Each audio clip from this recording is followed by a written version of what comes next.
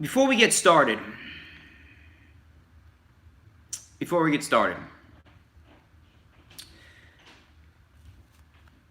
I do want to address something.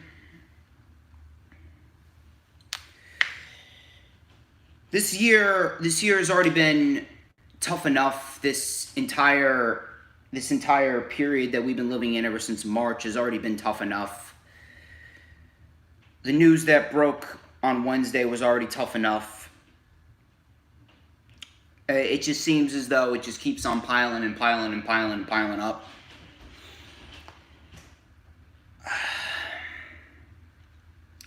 I know for a fact that not everyone's going to like you. I know for a fact that not everyone's going to be fond of you. I know for a fact that everyone has done and said a lot of mean and nasty things, me included. I've said a lot of nasty things. I've done a lot of nasty things. I mean, I build my entire brand on being a prick. But one thing that holds true is that never once have I ever personally insulted someone. Never once have I personally wished harm, death, or even worse upon anyone, whether it be in person or on social media. Last night after midnight, news broke that one of Stardom's brightest stars, Hana Kimura, had committed suicide. I saw the initial post earlier in the day, and I legitimately almost fainted. I'm not even lying to you. I got lightheaded myself. And then when I heard the news after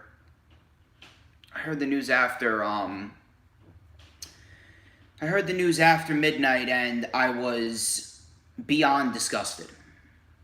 I was appalled, and I was really, really taken aback by the entire thing. I'm not very good at speaking on issues like this, but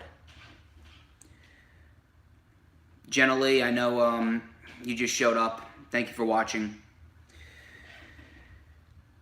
Before we get started, I really want to address the fact that the personal hatred and animosity spread across social media, it is disgusting, it is inexcusable, and there is a plague of individuals across social media that really should not be on social media.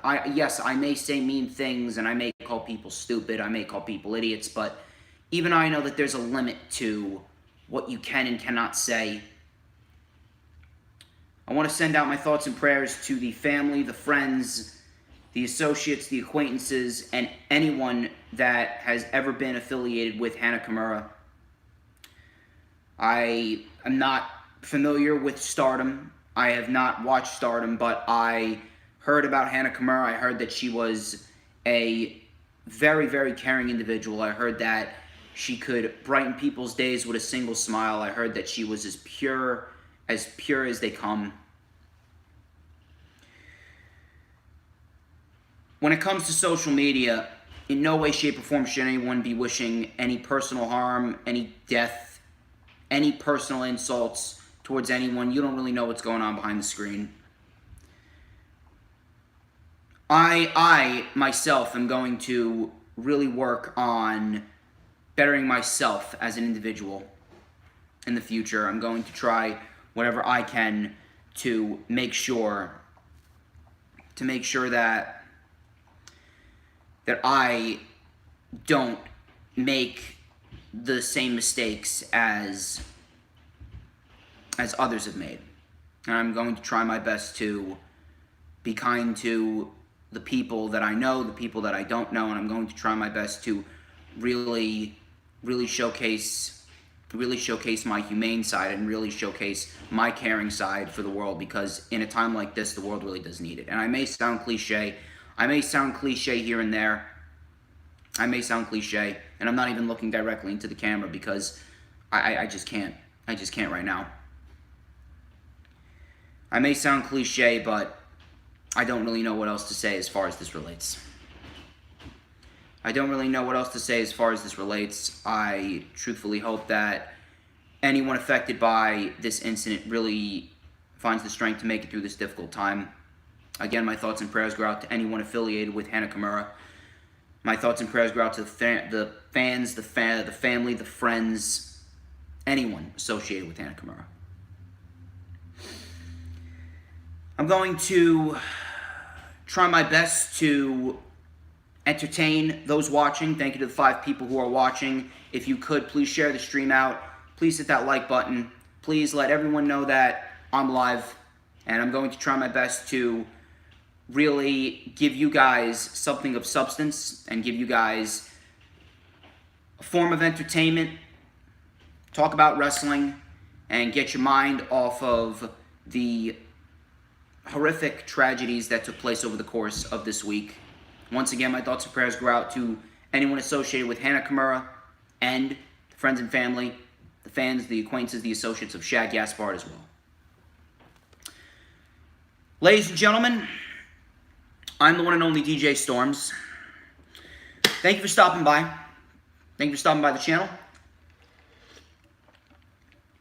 This is the Lightning Flash update for February 23rd, 2020. We sit just 6 hours away from Double or Nothing 2, which is streaming live on Bleacher Report Live with the buy-in pre-show starting at 7:30 p.m. Eastern Time. I'm not alone. I am with a very special guest. I am with my podcast co-host. I am with a good friend of mine, a man who has appeared on the Lightning Flash update before, and he is back. We're here to talk about the week of wrestling outside of AEW Dark and AEW Dynamite, and we're here to talk about some news, rumors, and reports going on in the wrestling world. Ladies and gentlemen, coming to us from Arkansas, he is the creator of Blue Riott Podcast. My friend, please help me welcome to Blue Riott. How are you, my friend? Well, first of all, I want to say it's actually May, but I do really wish it was February again. Secondly, I'm actually doing pretty good today. Well, had a rough kind of night, had to deal with stuff with my dad, and then woke up to deal with stuff about Hana Kimura, and then even woke up to responses to it, and responses to me, in fact, and I'm just like, I understand that we have had our issues with people on Twitter this week, and it had a dark ending with somebody dying as a result of exactly the targeted bullying that you and I have been having to take this week. But man, if you know that you're being a bully to people after, and it took you this long to realize it after somebody's death, like, you gotta reflect on that. Like, to hear the people now being like telling us we're hypocrites whenever we're not even, like, I'm not even a bully at all, and anything that you say isn't even close to even be considered bullying. Like, if you're listening, because I know somebody's going to, like, reflect on that. I mean, I can only hope that it would serve as a lesson for everyone, not just one person, not just a group of people, but everyone in general, even us. I can only hope that things will turn out better. I can only hope that things Precisely, aren't. What? Yeah, it's not just for the people that have been interacting with us this week. It's anybody that's ever bullied anyone, anybody that's ever said anything even remotely dark to any wrestler. Like, wrestlers love crap all the goddamn time, and it's like, this should serve a reminder. Anything that anybody says could be taken so roughly at any time, and this was rough. I didn't even know Hana Kimura. I didn't know much about her, and even she, after all this, felt that she had to take her own life, and it's very sad. And I'm hoping people learn from that, and we don't see any other wrestlers getting attacked like that, and we eventually get to a time whenever people will learn to be better with each other. Absolutely. But anyway, we're going to try and move forward. I'm going to try and move forward from that incident. We're going to move forward from that incident. We're going to move forward from the past incidents. We're looking to move forward. We are marching forward. We are here to go over four weekly shows. We're going to go over Raw, NXT, SmackDown, and 205 Live. Now, the reason why we are not going over AEW Dark and AEW Dynamite is because we already did that on the Blue Riot podcast. So, a few things before we get into the first show, before we review Raw.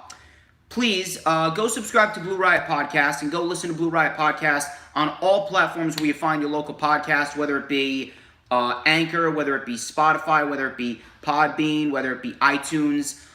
Please go follow Blue Riot on Twitter, at Blue Riot with 2 T's. Go follow the podcast on Twitter, at Blue Riot Pod. The latest edition of the Blue Riot Storms review and Darkamite is currently up on the Blue Riot podcast page. I will post the link in the description after the Lightning Flash update goes off the air. Please follow me on Twitter at HistoryMakerDJS. Follow me on Instagram and Periscope at TheDJStorms. Add me on Facebook as well. Like the official DJ Storms business page, and I may just send you an invite to join the official DJ Storms Posse group on Facebook. For collaborations and business inquiries, please send me an email at stormstakeover@gmail.com. All those links will be in the description. Quarantine with Thunder, episode number 8. That link will also be in the description. The Dark Side of the Ring, the Final Days of Owen Hart review, that will be in the description, as well as the rundown for AEW Double or Nothing 2. Link is also in the description. It will be up after the stream goes off the air. And then tomorrow, of course, is the rewind for AEW Double or Nothing 2. Now then, why don't we get straight into the weekly show reviews? So, did you watch Raw this week? I never was able to get around to it. I think I may have watched some of it, but it's all blurry, even or not. Like, that was 5 days ago in a week. That feels like it was about 100. Yeah, I feel you. There's 3 people watching right now. Please share the stream out. Please hit the thumbs up if you haven't already done so. Share the stream out. Let everyone know we're live. Jenna Lee, thank you for coming. Nathan Best, thank you for coming. Nate the Great, thank you for coming. I greatly appreciate it. Definitely means a lot. So, Monday Night Raw, I don't really know what else I can say about Monday Night Raw. Outside of the opening promo with Edge and Orton, the show was terrible. The show had literally nothing of value whatsoever. Matter of fact, I don't think that any match went over 10 minutes on this show. I don't think any match on this show went over 10 minutes. The show started off with Randy Orton and Charlotte Caruso. Orton said that he was the better wrestler than Edge, and he intends to prove that. He says that he saw doubt in Edge's eyes, and his grit and passion turned into nothing but doubt and fear. So Edge then came out. Edge came out, and he was saying that this was all just a backup plan for you, Orton. This is nothing more than a paycheck to you. This is nothing more than, just you looking for a living. Meanwhile, you did not grow up on this like I did. You did not have the admiration for the sport like I did. You don't love this sport like I do. So Randy Orton pretty much was interrupting Edge. He's like, are you accepting the challenge or not? Edge is like, yes, I accept your challenge. Orton then dropped the mic and then just calmly left. I do got to give them credit. I really do got to give them credit. Edge and Randy Orton have had perhaps the best promo battles of 2020.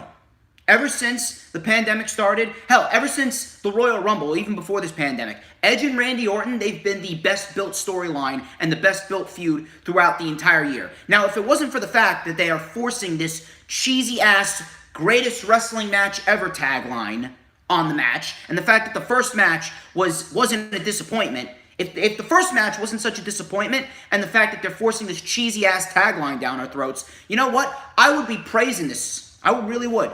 I really would. The promo itself between the two was excellent.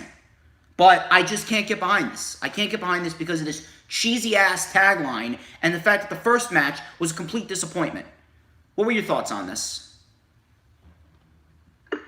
Well, first Firstly, I would say that with WWE, I really hate that they do this thing where they find a word or find a phrase or find something that they like, and they've got to say it every goddamn week. It's become a thing with the word bitch. It's now that they've actually been allowed to say it. And in this damn program, even Hardy was still there. Like, they say the word grit every single week. And I'm just like, it just tones me out because, like, can you not find any new material other than saying that word? And then now with this thing of the greatest wrestling match ever, during a time where they do wrestling, so it's completely out of the blue. And on top of that, just coming off of a match that people say was not very good at all at WrestleMania 36, it's like they're setting up high expectations that they're going to meet, and if they do, I will be completely shocked. I don't know if I answered your question, but No. Trust me.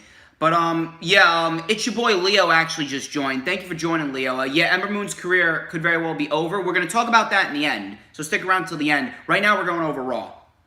So then we had Seth Rollins and Murphy come out, and Rollins said he had a revelation. Says that sometimes you need to lose part of yourself to find yourself, and he said that what happened to Rey Mysterio, while it may have been cruel, it was necessary. It was a sacrifice, and he said to Rey Mysterio that what happened was a blessing in disguise and that you would thank him later. And he said, "You're welcome," before Humberto Carrillo came out. So Humberto Carrillo came out, and he said that nobody believes Seth, called Seth a coward. He said that, he's looking for a fight, obviously. So Rollins, he said that he's not dressed for a fight, but his disciple Murphy is. This led to a match.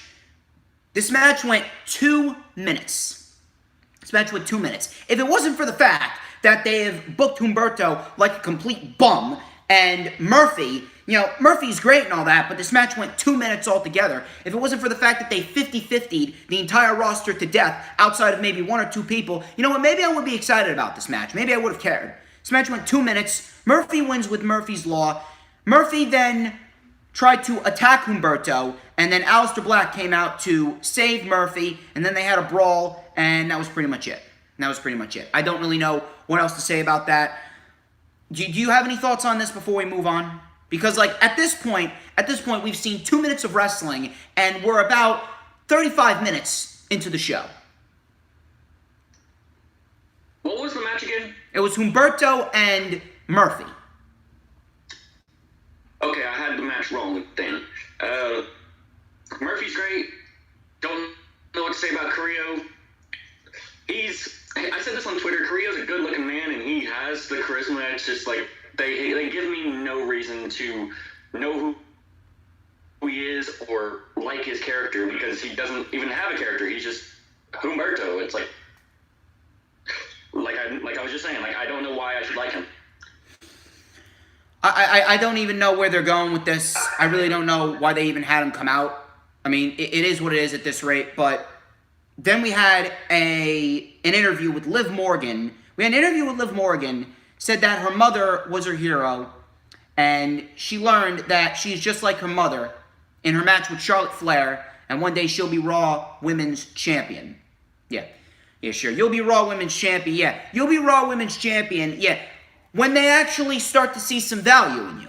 Yeah, of course. But when have they ever started to see value in Liv Morgan up until now? I swear to God, the only reason why Liv Morgan is even being pushed is because of the fact that she's actually coming to the PC tapings. And let me tell you something. I actually want to see better from Liv Morgan. She's actually improved, and I could actually see Liv Morgan in a more prominent role, but how am I supposed to get behind her when WWE hasn't even gotten behind her? I mean, the only reason why they get behind people is for petty reasons, or the fact that it just fell into their laps. I mean, just look at what happened with Asuka. I said it once and I'll say it again. The only reason why Asuka is Raw Women's Champion is because Kairi Sane is sailing away after her contract is up, and so they're giving the world to Asuka as a big birdie to Kairi Sane. So, Charlotte then came out, and she said that she's excited to teach Bayley a lesson, And she's excited to teach Bayley that there are levels to being a champion. So then she invited Ruby to come out because everyone has an opinion on the Queen. So she's on Raw, SmackDown, and NXT.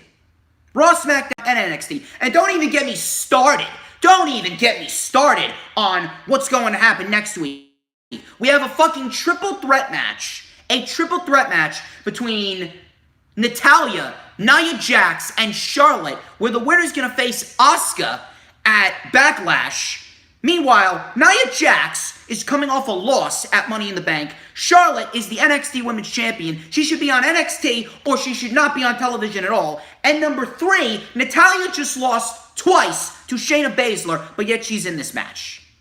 I don't know what the fuck they're doing, but the fact that Charlotte is on 3 shows, I swear, right now, if Charlotte were to be taken off of television and we were to never see Charlotte Flair on Monday Night Raw, NXT, or SmackDown ever again, I'm telling you right now, I would not complain one more time. I would never complain again about the women's division on the main roster. Never. If you take Charlotte off of television and leave her off television, period, permanently, I don't care. Pay her to sit at home. I would not complain at all about the women's division on the main roster ever again.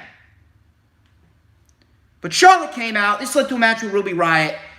Ruby Riott, I'm telling you right now, this match went about 5-6 minutes. Charlotte Flair did all but 2 moves in this match. She did Flair chops and she did a figure 8. Ruby Riott got about 90% of the offense in this match. She did a cannonball senton, going for the Riott kick. She did a flatliner, modified rings of Saturn. She was actually getting a lot of offense in. Charlotte Flair did 2 moves, and beat her. Charlotte Flair wins, and Charlotte Flair taps out Ruby Riott. Do you even want to comment on this? Well, firstly, can I go back to the Liv Morgan thing real quick, please? Yes. Did they forget what day Mother's Day was on? Because she was 8 days after Mother's Day talking about her own mother and how she reminded herself of her mother. Like, forget to put that segment on the Raw. 8 days too late. Exactly. As for what you said about Asuka, like, be it or not, it's that they're giving her the world because of Kyrie wanting to leave. I mean, Asuka's champion. Like, I'll take that as much as I can get. I love Asuka. No, trust me, I do too. Match, Trust me, I do too. But it's just like it sucks. As far as Charlotte in the match, I don't really hate the fact that Charlotte's the women's champion, but I do agree with you. She shouldn't be on all 3 shows. They're basically taking the problem that they had last year with the wild card rule and basically saying, well, you didn't like that we mixed 2 shows? Well, guess what? We're mixing 3 now, bitches. Dude, I swear to God, I think I'm literally on the verge of having a freaking aneurysm because of Charlotte Flair. And then as for the match itself, I hate it whenever you got 2 people. One of them's all the offense in, and then you got one. I'm not saying that Charlotte's not a great wrestler, but case in point, one only is limited to 2 moves, and the one limited to 2 moves wins. We saw that a couple years ago with Tamina and Ember Moon, where Ember did all the offense, hit like a punch, a kick, and a splash, and that was it. And it was Tamina because of a distraction from Nia Jax. Like, can you make this match any more pointless? Dude, it pisses me off. It really does piss me the fuck off. All right, so let's move on from that before I really give myself, a freaking aneurysm from Charlotte Flair. So then we had MVP talking to Lashley. He was talking to Lashley again, and he asked, when is Lashley going to free Lashley? So we already know what happened there. Should we just move on to the next segment? Because this really wasn't anything all that special. It was pretty much the same thing from last week. Should we move on to the next segment? Well, can I say one thing about the Lashley thing? Yes. It's kind of cool, right? That WWE just completely ruined Rusev's life, and now they're going to take Rusev away from the one person they tried to give to ruin Rusev's life. Dude, I don't know what the fuck they're doing. Literally, the only reason why that they did that storyline is because Vince McMahon found enjoyment in it. Vince McMahon found enjoyment in it. The guy is out of his fucking mind. I find it kind of dark. I kind of find it dark that that Rusev's been released and Lana is still having to work. Yeah, she's working during the tapings. And she's working during the tapings. It's ridiculous, dude. Exactly. But anyway.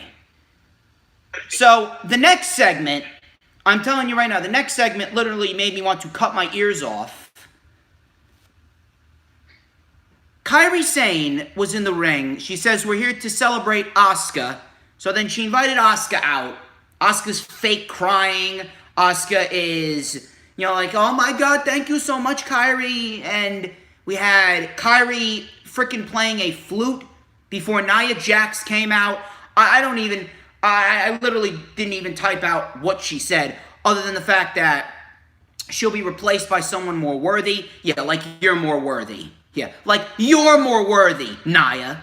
So this led to Asuka taking out Jax, and that was it. I'm telling you right now, I would rather watch Asuka wrestle the fucking flute that Kairi was playing rather than see Nia Jax versus Asuka at Backlash. I just want to say that right now. What do you have to say on this? Or do you have anything to say on this? Was this the promo whenever Nia Jax said that her versus Asuka can only end one way? I don't even fucking know. I wasn't even fucking paying attention. I think this was the promo where she said that, and technically she's right, because Asuka beats her every goddamn time. But the one time that Nia Jax actually pinned Asuka was in a Survivor Series match. So she's standing there gloating that a match between her and Asuka not very smart. One way. No one ever said that Nia Jax was smart. No one ever said WWE was either. No one ever said WWE was either. Yeah. No one ever said WWE was. Nobody said that, nobody ever said that Nia Jax was. I mean, Nia Jax is affiliated with WWE. Nia Jax pretty much Vince McMahon's second butt puppet in the women's division, considering that, who she's related to. One more thing I'd like to say. Yeah. I know a little thing about this, but I don't love it whenever WWE tries to say something or put a line in a script to fit the narrative that they want, rather than the actual truth. They do it all the time, man. And I've experienced it. Yeah, and I've experienced a bit of that this week. Dude, they literally do it all the fucking time. It's exhausting, man. But anyway. It really is. Anyway. We had R-Truth coming out and he said that Pretty Ricky told him that Bobby Lashley has been a bad man. So he called out Tom Brady, Rob Gronkowski, said that he's coming to win back the 24/7 title. I'm not even going through the entire thing that he said. He's like 24/7, 7-Eleven. Hey, can you please get this 24/7, 7-Eleven, I-95-24/7-95, 85, 75, 55, 55, 4, 3, 2, 1 title off of television? And keep it off of television. Let Tom Brady, Rob Gronkowski keep it in the NFL. Please.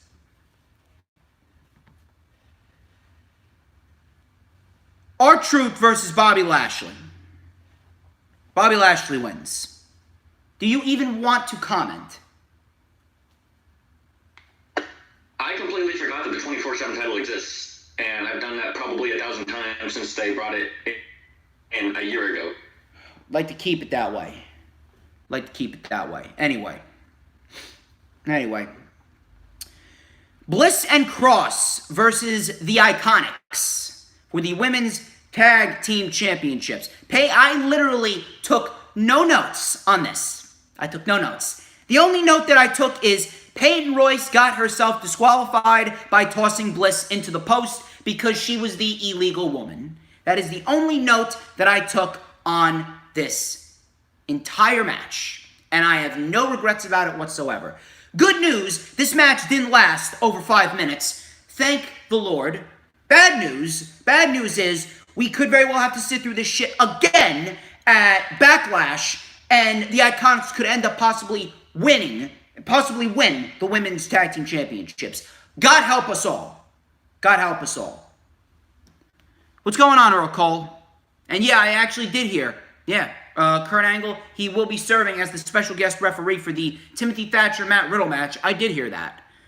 But apparently, that's what's going on. That's what's going on with the Women's Tag Team Championship title picture. I'm telling you right now, the day that they retire the Women's Tag Team titles and the day that they burn them and they have a bonfire with them is the day that I throw a party in the street. What were your thoughts on this? Or do you have any thoughts on this, bro? I'm going to say this is actually the match that made me feel like I said earlier where I couldn't remember if I watched Raw or not, because whenever this match started was whenever I actually turned on Raw. So, waste of my life. But, God forbid any woman on WWE looks smart, right? Dude, God forbid anyone on WWE looks smart. What are you talking about? Like, Dana Brooke looked so dumb at Money in the Bank. We had Nia Jax looking dumb on this show. We had Peyton Royce looking like the biggest loser on this show. Peyton Royce is a loser regardless, dude. He's a loser regardless. But you know who's not a loser? You know who's not a loser? Shawn Spears. He's not a loser because he's married to her. I forget that, actually. I completely forgot. Yeah, Shawn Spears. He's one lucky guy. I got to give him credit. He's got good taste in women. Anyway. She's got good taste in men. Yeah, of course. Of course, you had to throw that one in there. Anyway. So Nia Jax, she got dropped by Asuka after she attacked Kairi. So obviously this is building towards Nia Jax winning that terrible fucking triple threat match next week. We had Shayna Baszler versus Natalya, actually, in a submission match. Shayna with the kneeling ankle lock. Baszler manipulated the arm. We had Natalya locking in the sharpshooter, and Baszler got to the apron. Baszler, she rolled Natalya up in the Karafuda clutch. Natalya ended up tapping out. Natalya tossed out the material for the KO show, and that was pretty much it. What's going on, J Diamond TV? How are you? And I don't even know where this hissy fit is even leading to, nor do I even give a shit. Do you want to comment on this, or do you want to just move on to the KO show? I do want to talk about the Nia segment and the match itself. I saw that segment where Nia threw Kairi, and it freaked me out. Like, I've never really gone after Nia for being too dangerous, but this right here looked like I could tell it was going to be dangerous before it even happened, and it looked like Kairi could have gotten a concussion from that. As for Shayna versus Natalya, again, another victim of a woman looking stupid on WWE television, because you can't tell me that you were even a part of this match, Natalya, where Shayna submitted everybody in the Elimination Chamber, and you had the gall to be like, I want you in submission. Seriously? I don't really know what to say about that. Yes, Dr. Britt Baker, she is out of Double or Nothing. Yes, she is out of Double or Nothing, and she is being replaced by Penelope Ford. Anyway, so we had the KO show with Andrade, Vega, Garza, and Theory. So Vega said that she's sick of everyone seeing one argument and thinking there's dysfunction. Vega bragged about her faction. Owen said that he is standing on the apron because he actually has another guest. He introduced Apollo Crews. Apollo Crews ran down the entranceway.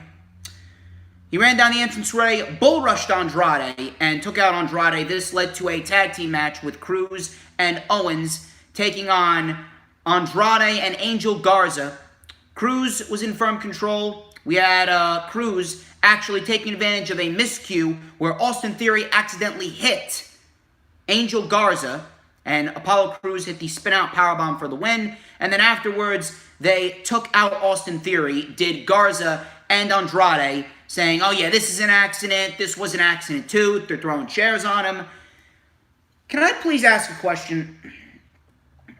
Whether Austin Theory, whether he was a mere interim replacement for Andrade at WrestleMania or not, what was the point of even putting them together as a stable if you were going to have them do nothing but lose for a straight month and then kick Austin Theory out afterwards? Like, the mentality of the company is fucking ridiculous. It's ridiculous. Why put them together in a faction if you are not going to utilize them and you're going to have them lose? It does. I really don't have any words as far as this goes. I really don't have any words as far as this goes. Garza and Andrade, they're great at what they do, but why do they have to be sacrificed? Why does Theory have to be sacrificed? Just for the simple fact that you're trying to tell, well, what good is a story of these three breaking up or kicking Austin Theory out? What good is a story between the three of them kicking Austin Theory out when they didn't even develop any legitimacy to begin with, and they were merely there to job out to Drew McIntyre? Why did you even keep Austin Theory up on the main roster after WrestleMania? Why didn't you send him back to NXT? And don't even get me started on what happened afterwards.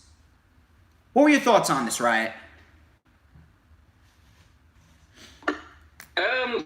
Well, we should have known that there was a bad omen coming from this faction whenever it even existed. The United States champion lost out of all of them. And, it's funny to see the guy that turns on everybody suddenly gaining their best friend with somebody that didn't matter at all. That being Kevin Owens becoming best friends with Apollo Crews. I wouldn't say he's best friends, but he was just his partner. Right. That's the point I was making. But as far as the loser squad goes, they lost again.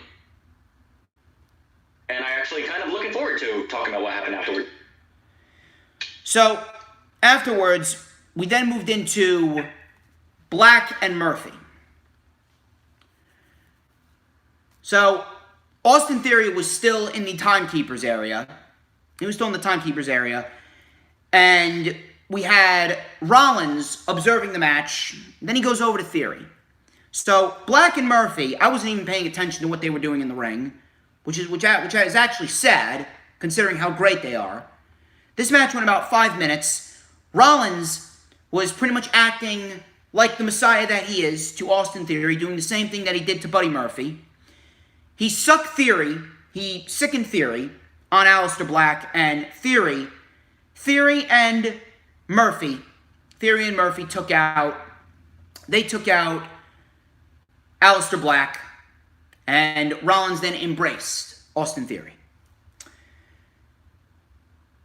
I want to give this a chance, but at the end of the day, after what we saw with Vega's stable, why should I have any faith that they're not going to do the same thing with Rollins' stable?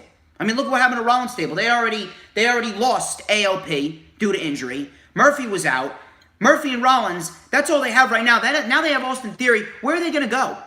Realistically speaking, where are they going to go? Theory and Murphy aren't going to win the tag team titles anytime soon.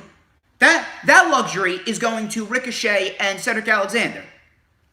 So, where is this leading to? Where's this leading to? Do you have any faith? Is anyone supposed to give this company the benefit of the doubt that they're actually going to book Rollins, Murphy, and Theory with a sense of purpose after what they did to Zelina Vega's stable? Don't get me wrong, I love Rollins and I love this Monday Night Messiah character. I love it. But I really don't have anything. I don't. And verbatim, Earl Cole, verbatim. What do you have to say about this? Before we move into the axe throwing contest, which I did not take any notes on, by the way. So correct me if I'm wrong, but did Buddy Murphy just have 2 matches on the show? He did. Why? Reasons.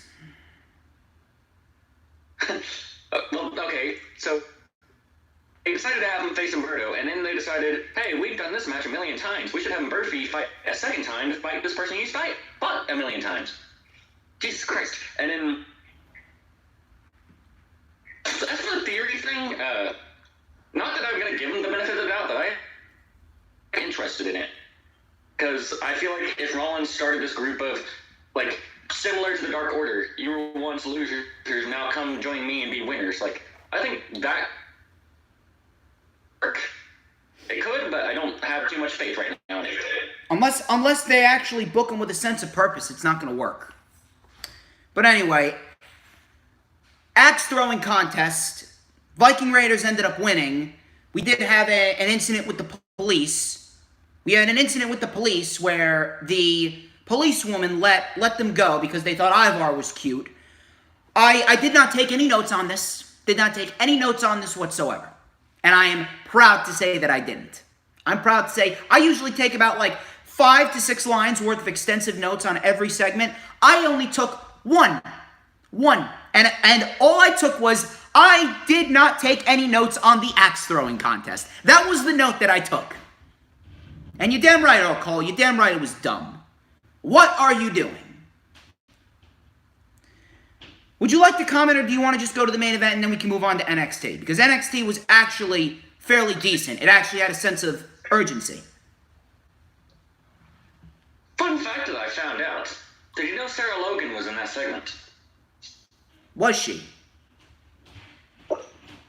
Apparently so. I heard on another podcast this week, there was actually people that pointed out that the woman on the horse was in fact Sarah Logan. How about that? How about that? Which is fitting because like she is a. I wanted to call him Ro, but he's not Ro anymore. He's Eric. She is a. So like it was still fitting, but at the same time, like, how was she in? Was she allowed to be in that? Like, yeah, she might have had a helmet, but is she still employed? I don't think so. I don't know. Main event. Drew McIntyre versus King Corbin. Yeah, I'm not even going to go over what happened. Drew McIntyre wins with a Claymore. That's it. We're moving on to NXT. And now we have Lashley versus Drew McIntyre at Backlash. Listen, we all know that Bobby Lashley is certainly better than Jinder Mahal, but we shouldn't have to say, oh, at least it wasn't Jinder Mahal. Bobby Lashley's been beating jobbers, and he beats R-Truth twice. And all of a sudden now all of a sudden he is credible in the eyes of the WWE brass to get a WWE Championship match against Drew McIntyre. Do you even want to comment? Well, I mean, as far as Bobby Lashley beating R-Truth twice, like, that's how Samoa Joe got his title shot, so I guess that's how it works for everybody. Samoa Joe didn't get his title. All Samoa Joe did was attack Kofi Kingston. No, not that one. Back whenever he first challenged Giles, in the weeks prior to SmackDown, whenever that happened, he had defeated R-Truth on a couple of occasions, and then just came out during a contract signing that Paige was supposed to be in and attacked AJ and was like, hey, I've got a title match now. It's like, I mean, now that you actually remind me, though, like, Samoa Joe does have the dumbest way of getting himself into a WWE title match. Hey, you can never win one. No, he cannot. NXT. We wasted about a half hour talking about that worthless show. NXT actually had a sense of urgency. The last few shows have been very lackluster, but this show was actually very well done, and they were actually building very, very nicely towards NXT TakeOver in your house. So Karrion Kross and Scarlett kicked off the show, and Karrion Kross just decimated Liam Grade, I believe his name was. He won with the cross jacket. So Tommaso Ciampa made his way out, and he says that Kross knew that this was his home, which is why he attacked the main attraction. Of course, he's talking about himself. Says that Kross stands out. That entrance is special.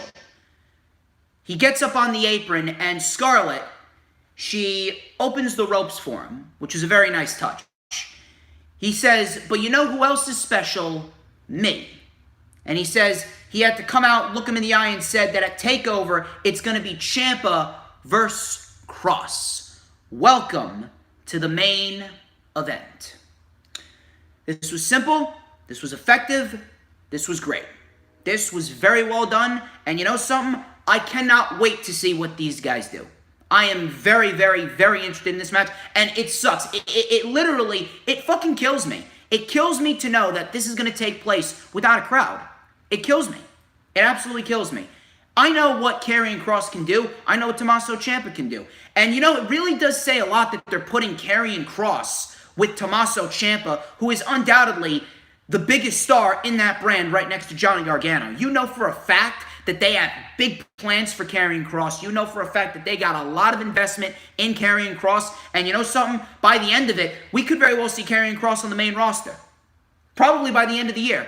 Even though, and it sucks, and I would not like to envision Karrion Kross on the main roster because more likely than not, they're going to fuck him up just like they fucked up almost every NXT call-up that was called up to the main roster. But regardless, this was a great segment, and this is probably the one match that I'm looking forward to the most going into TakeOver in Your House because I'm very interested to see what Karrion Kross can do with someone like Tommaso Ciampa. What were your thoughts on this? I don't really have. I'm just not a fan of Tommaso Ciampa as a babyface right now, and I've only ever experienced Killer Kross, or Karrion Kross is now known as. I've only ever experienced him once because I went to Impact Anniversary or Slammiversary, in fact, back last year. I think he faced Eddie Edwards. I don't remember. He did, yes, I believe he did. But all right. So. Really don't know much about him.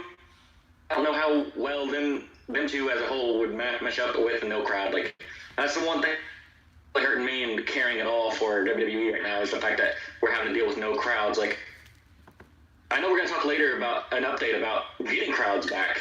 Yeah. But, like, can we just find a way to get that to be a true thing, like, sooner rather than later? Like, I want everybody's taking B, but come on. I feel as though they're probably going to go with the 25% max capacity, but I don't really know how they're going to work that into what's going on. I don't know if it's going to be first come first serve. I don't think it's going to be that because that would just be fucking hectic.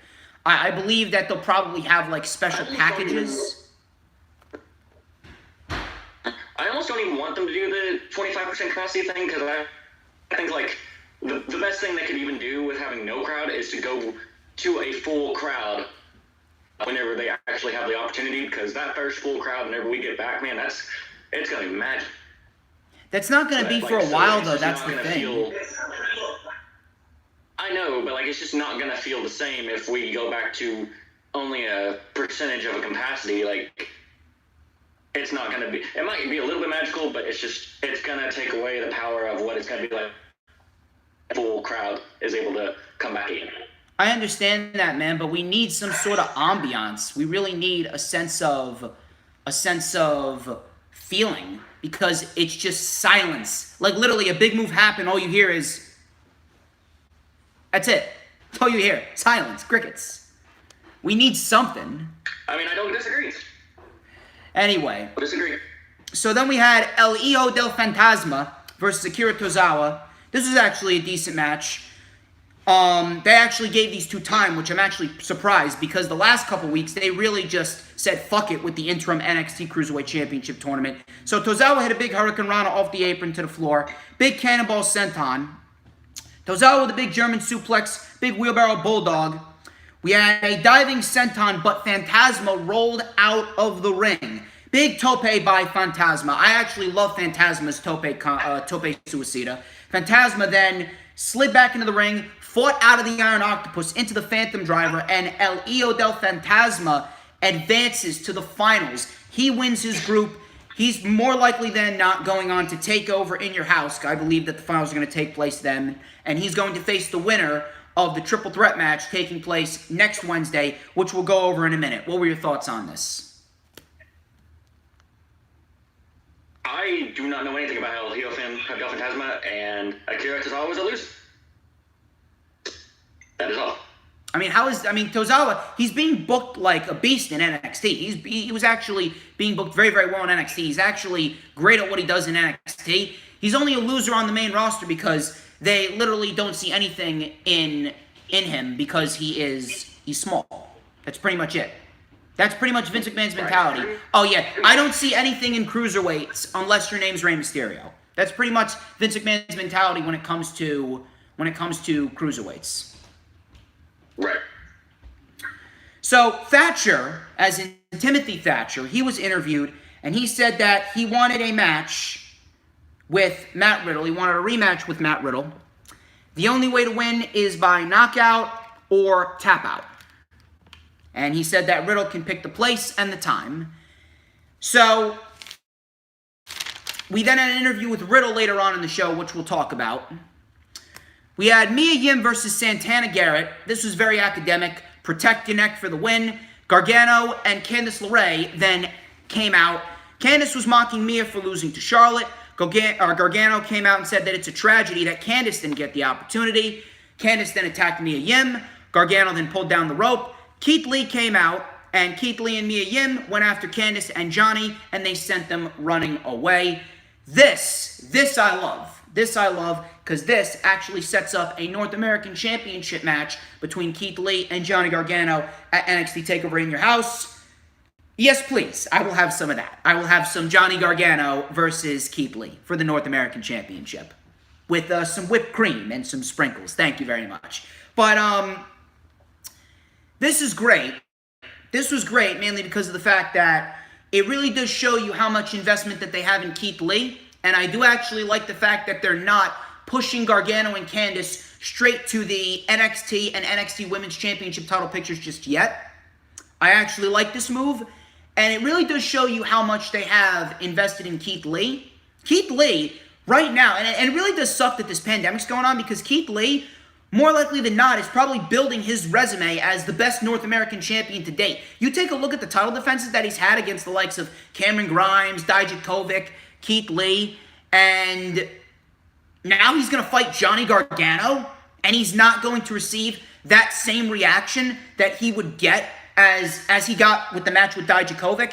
It really does kill me. It really does kill me, and it really does piss me off that Keith Lee is going to build his reign as probably the best North American champion to date, and he's not going to get the appreciation and admiration from the fans that we know he would usually get.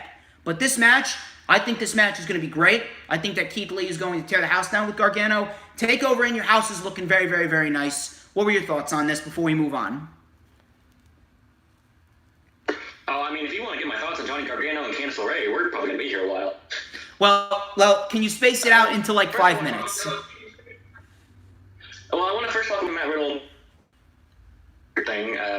No idea who Jimmy Thatcher is. All I've been told is that he's a dick. Like, that's not a character. That's just, well, unless it's you. It is a character. No. Time out. Yes, it is. And I play it perfectly. Anyway, that's all I've been told about Timothy Thatcher, and they pretty much finished that story with Matt Riddle already last week, even though they kind of left it open still, but, like, Riddle's already beaten him, so why in the world are we seeing it again? It's going to be a good match, but, again, why are we seeing it? She has not proven to me that she's at all a good hand. That match with Shayna at TakeOver just wasn't any good, so she's not really convinced me otherwise since then. And as for Johnny and Candice, I still am holding up my prediction that one day they will be a champions power couple in NXT. And as for Johnny Gargano, Keith Lee, here's hoping Johnny 2-time. No, Keith Lee's not losing, not yet. If Gargano, this is merely an interim for Gargano, because they're not rushing Gargano and Candice winning the titles yet. They're going to be winning the titles at the end of the year. First things first, Velveteen Dream's got to get the title off of Adam Cole. I don't think that's gonna happen. It's gotta. There's no other guy. There's literally no other guy. There's nobody else. So then we had I'd be happy to see it happen. Well, here's the thing. If they don't do it here, then who's gonna do it? That's something you gotta know. Not know. That's something you gotta think about. Who does it? I mean, you were just talking about Johnny. It'd be nice for Johnny to get his revenge eventually and be like, you took the title from me. That that would be a nice little comeback story. Like, I mean, I know Gargano's turned heel and face enough times now. We don't want him to turn into a mini Big Show, but it'd be cool to see him be the one to get his redemption against Adam Cole, and then Candice LeRae later on beat Charlotte. I mean, maybe not Charlotte, but like maybe even Io, if Io Shirai ever wins the title. Like, them two had a whole story, and Io got her rise as a heel, and to the detriment of Candice LeRae. So maybe, yeah, Candice beats Io down somewhere down the line, and then Johnny, Adam Cole on the same night. Not bad, not bad. So then we had Dexter Lumis versus Roderick Strong. This was actually fairly decent. We had a big leg drop by Lumis. Strong with the backbreaker and Olympic slam for a 2. I actually got to give credit to Lumis for not changing his facial expressions. So Lumis was just absorbing the chops and the forearms by Strong, which was actually very, very nice. So we had a big spine buster by Lumis. Strong, though, caught him in a cross-legged package for the win. Lumis then choked out Strong after the match. The Undisputed Era came out. They were kicking Lumis, but Lumis did not let go. He did not let go. And then afterwards, we had Velveteen Dream come out. He then threw Adam Cole over the barricade and did a purple rainmaker over the top rope, over the barricade, onto Cole on the other side of the barricade, which looked great, and Dream and Lumis stood tall. Also, Earl Cole, Orange Cassidy is more entertaining. I mean, come on. So then, afterwards, they were just showboating. I actually have no problem with this. I have no problem with Dexter Lumis taking a loss, mainly because of the fact that it wasn't necessarily a legitimate loss. It was kind of a fluky win for Roderick Strong. How you doing, Rose? Riott, are you... Yes. This is like the second time you've done this. Well, you know I have your YouTube page and the video pulled up on my computer. It's not really that Fair enough. hard. Fair enough. I'll let it slide only because like you're my partner in crime right now. Anyway. So, this, I believe, is going to be leading to an NXT title match at In Your House, where Dream, I believe, will eventually win the championship. What were your thoughts on this match?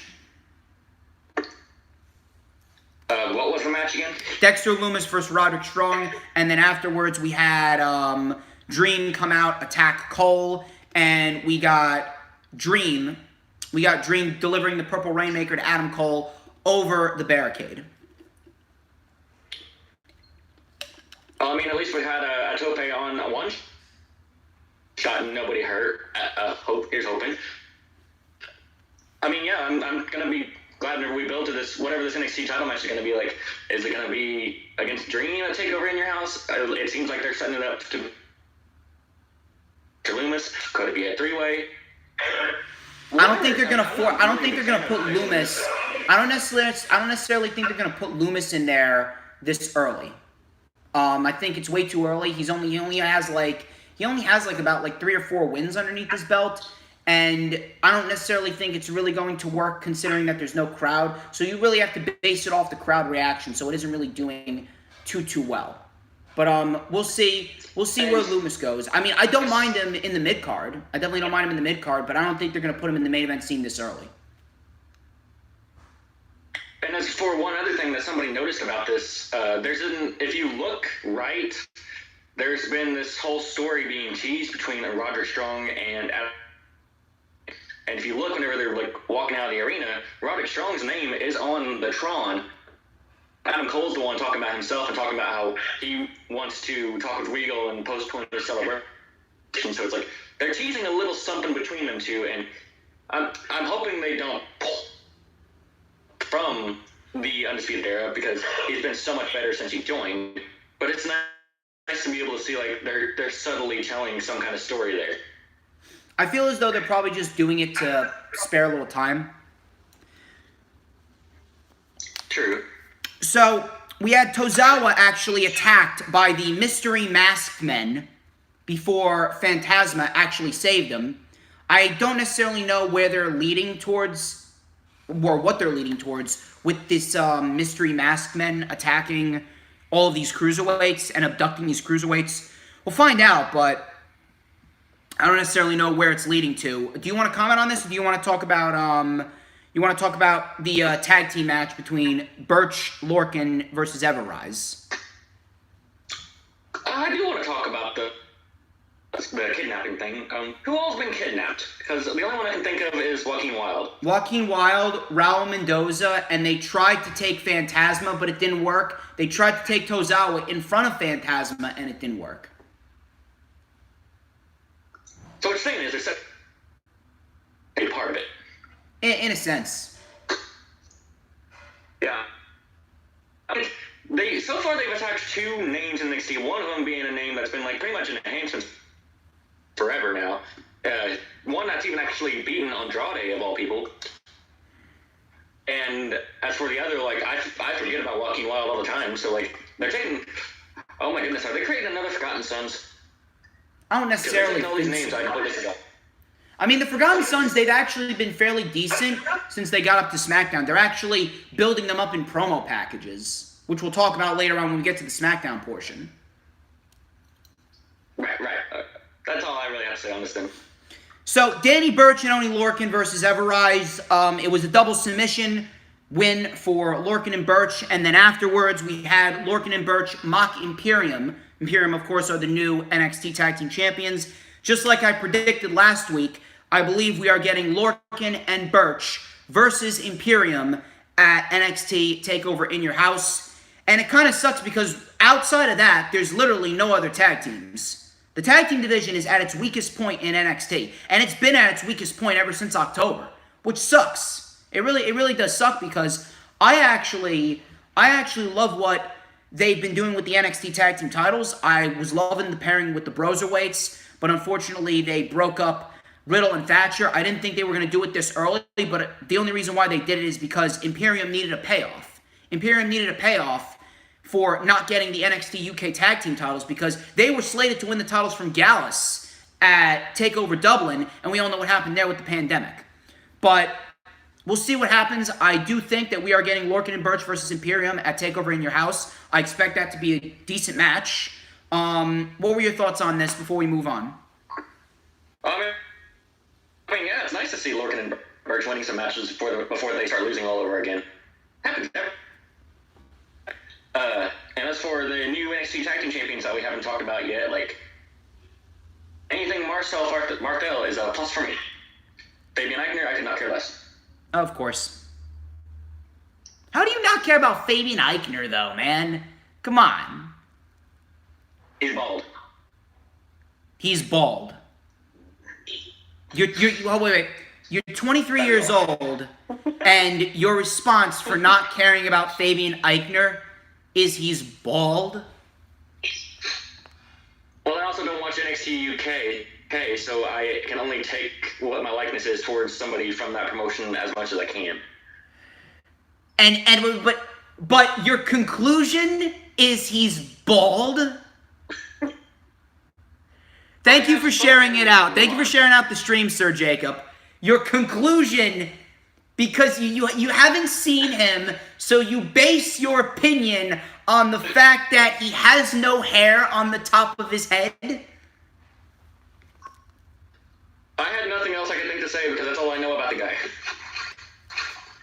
All right, fine. We're not going to waste too much time on that. So Matt Riddle then challenged Timothy Thatcher to a cage fight next week. What were your thoughts on that?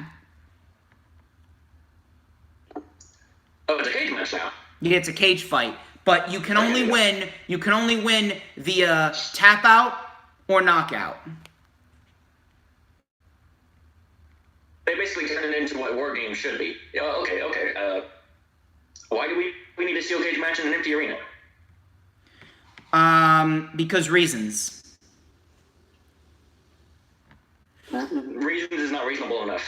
Oh my God. Yeah. Even Earl Cole's mocking you for the fact that you literally based your opinion on Fabian Eichner off the fact that he's got no hair. Even Earl Cole. If you want to search through my Twitter, you can see the blonde hair I have. Just got my hair cut a few days ago. Yeah, and I'm calling him the Blonde Riott now. Not Blue Riott, the Blonde Riott. Crickets intensify. Dude, we're the only two in the room, so of course the crickets are going to intensify, you absolute drip. Anyway. It's called smartassery. You should learn a thing about it. It got my... Dude, you talking to me about smartassery? Literally, I'm the smartest ass of all. And yeah, I just said that. Anyway. Have you met me? No. Yeah, I have met you. I've known you for like 4 months now. Have you met me? Anyway. Move on now, please. Yeah, we're moving on.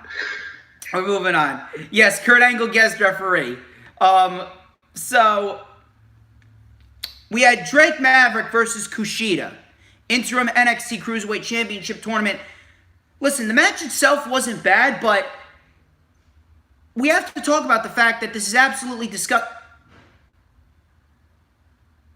Riott. Yes? I'm literally trying to talk about that it's disgusting that WWE's using Drake Maverick to enhance their own tournament, and you literally just wrote Kurt Angle is bald in the chat. Hey, I'm trying to turn it into a meme, baby. Not when I'm talking about WWE trying to use Drake Maverick to enhance their tournament unjustifiably, and they haven't rehired him. Oh, I mean, yeah, it's completely disgusting that they're using Drake Maverick like this, like, to exploit the fact that a lot of people got... Well, I don't even know if it's really fired. I think they all are still under employment, but they're just in a case where they're not getting... I mean, I don't know that... But you literally said that while you typed in the chat that Kurt Angle's bald. Hit that like button, whoever's in the chat, hit the like button. So, Drake Maverick ended up winning this. Drake Maverick actually ended up winning this. What's going on, Hellboy? Hit that thumbs up. Drake Maverick ended up winning this. It's disgusting that they're using Drake Maverick to enhance the tournament, yet they haven't even rehired him. They haven't even rehired him, and they literally don't care to rehire him. They literally seen this on social media, and you know for a fact that this was a Vince McMahon move. I do not believe for 1 second that Triple H used this. Slowly but surely, you could really tell, slowly but surely, Vince McMahon is starting to get his hands on NXT, especially during this time. Charlotte Flair, she is NXT Women's Champion. Now they have Drake Maverick in the NXT Cruiserweight Championship Tournament, and Vince McMahon literally saw this on social media and decided to use this as a way to enhance the tournament.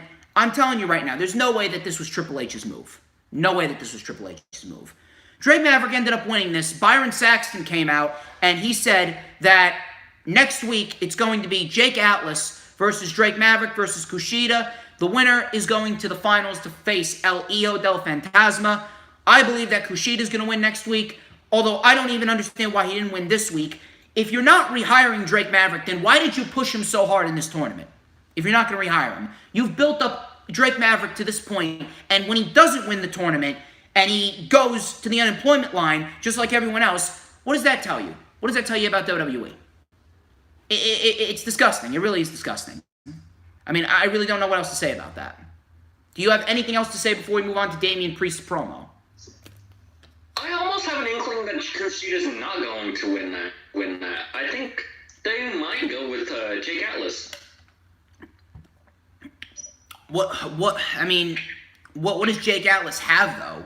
I mean, I don't know, but either way, I think either way it goes, it's either going to be Kushida or Jake Atlas, and one of them's going to pin the other. I think that's the story. The story they're going to try to tell here is that Drake Maverick's not going to actually lose this match. If that makes any sense. Well, if that's the story that they're going, it's still disgusting regardless. But Kushida's going to have to win. There's literally nobody else. It's Kushida and Phantasma. Kushida becomes the interim NXT Cruiserweight Champion.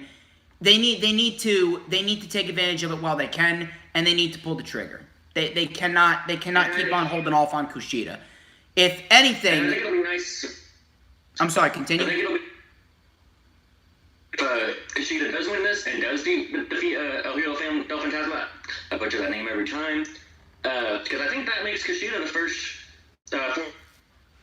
former IWGP Junior champion to become WWE Cruiserweight champion, which is going to be a cool accolade to be able to say. It would be interesting if that's it's interim, the interim NXT Cruiserweight champion. Although I still don't understand why they needed to do this this interim tournament to begin with.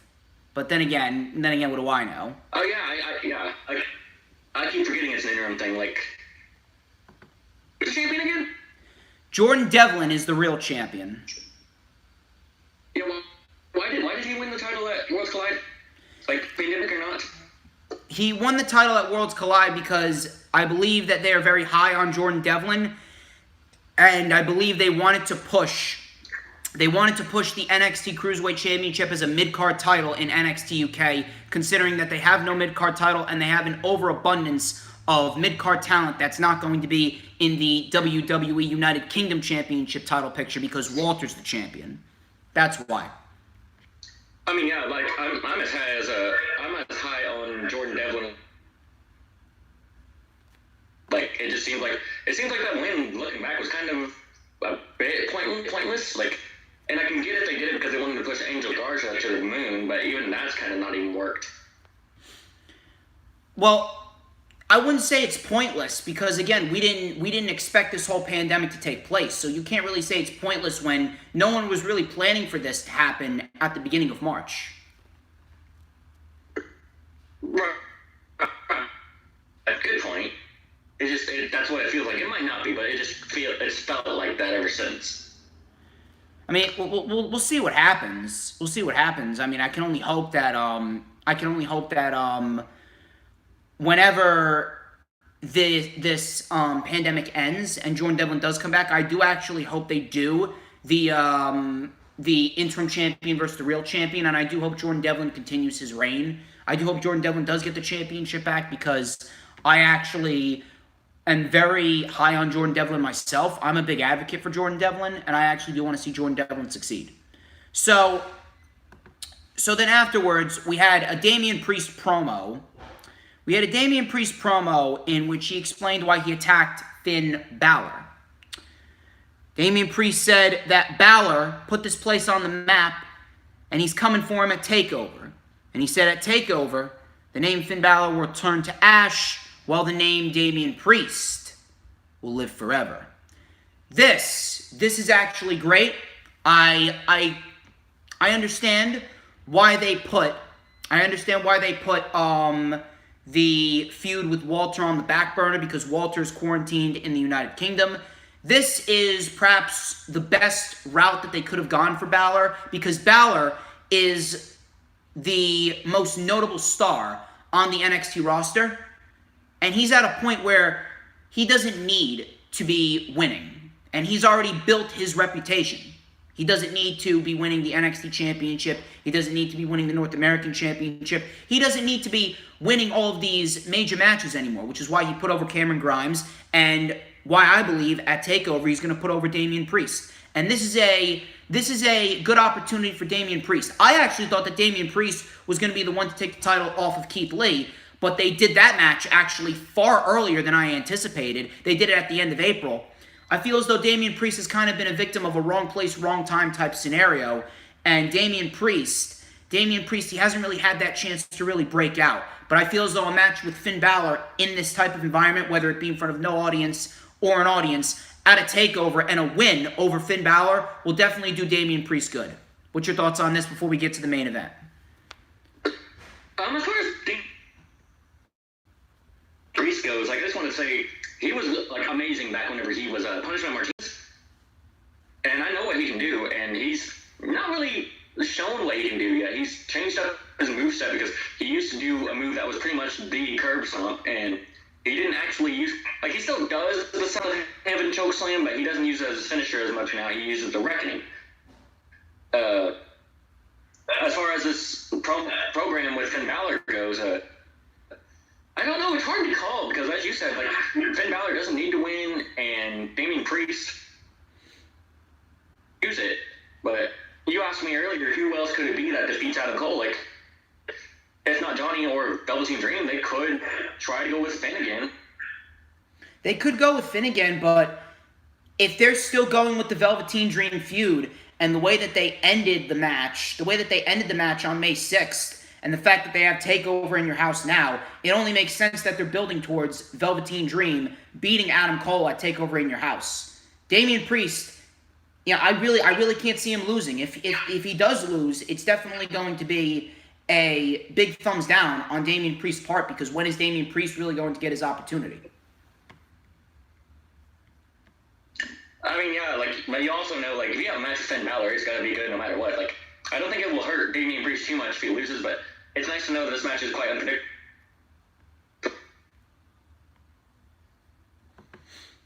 I'm sorry, you cut out there for a minute. Could you say that again? I was just saying, I don't think it'll hurt Damian Priest too much if he did lose, because I know for a fact that Finn Balor, if you have a match with Finn Balor on TakeOver, it's gonna be one of your best matches, but I mean, it's nice to know that we have a match that's just unpredictable. Yeah, true. So then in the main event, we had Io Shirai versus Rhea Ripley, which is the match that should have happened after WrestleMania, and Io should have won the title then. Just pointing that out there. So we had them going right after each other, right out of the gate.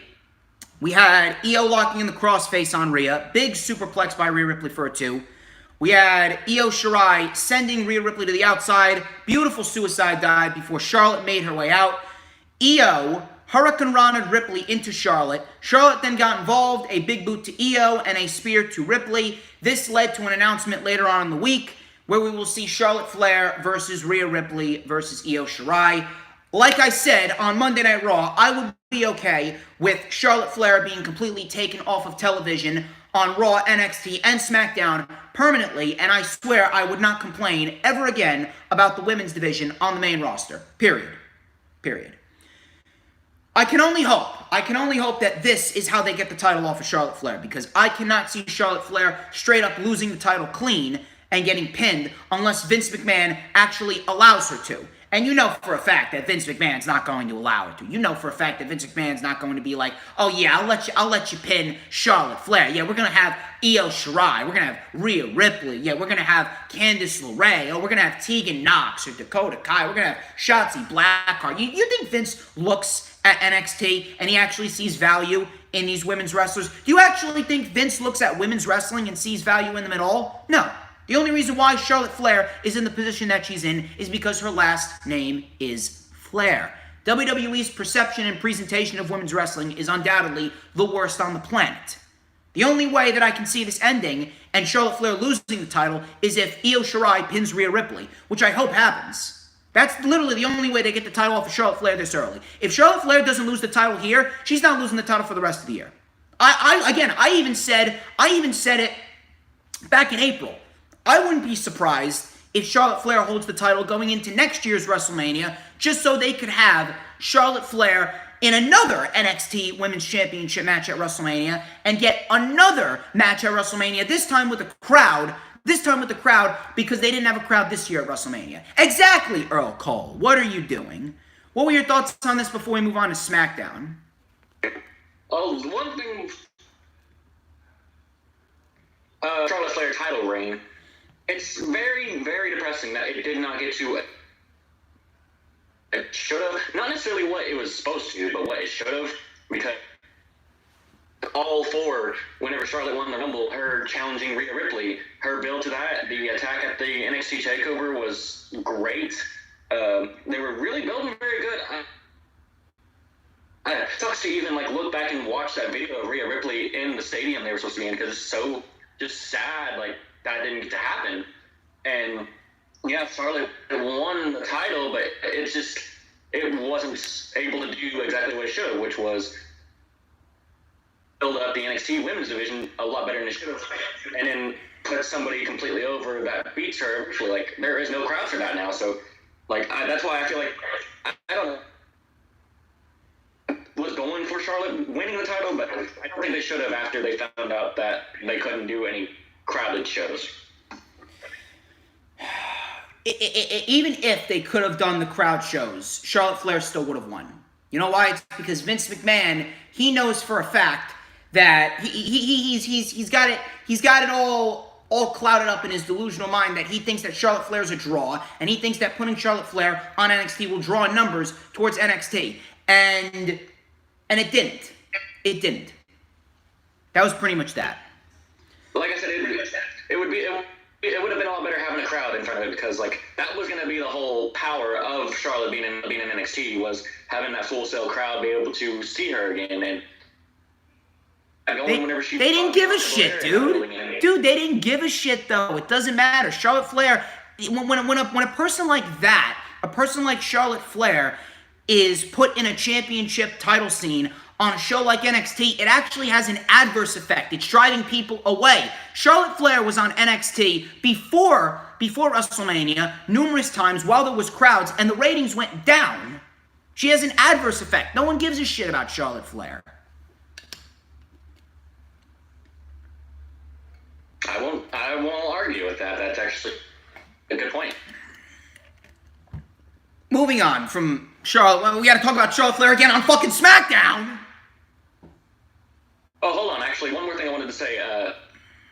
I think Io Shirai might win at TakeOver, but it is going to be still depressing that Charlotte Flair's title run did not do what it was seek out to achieve.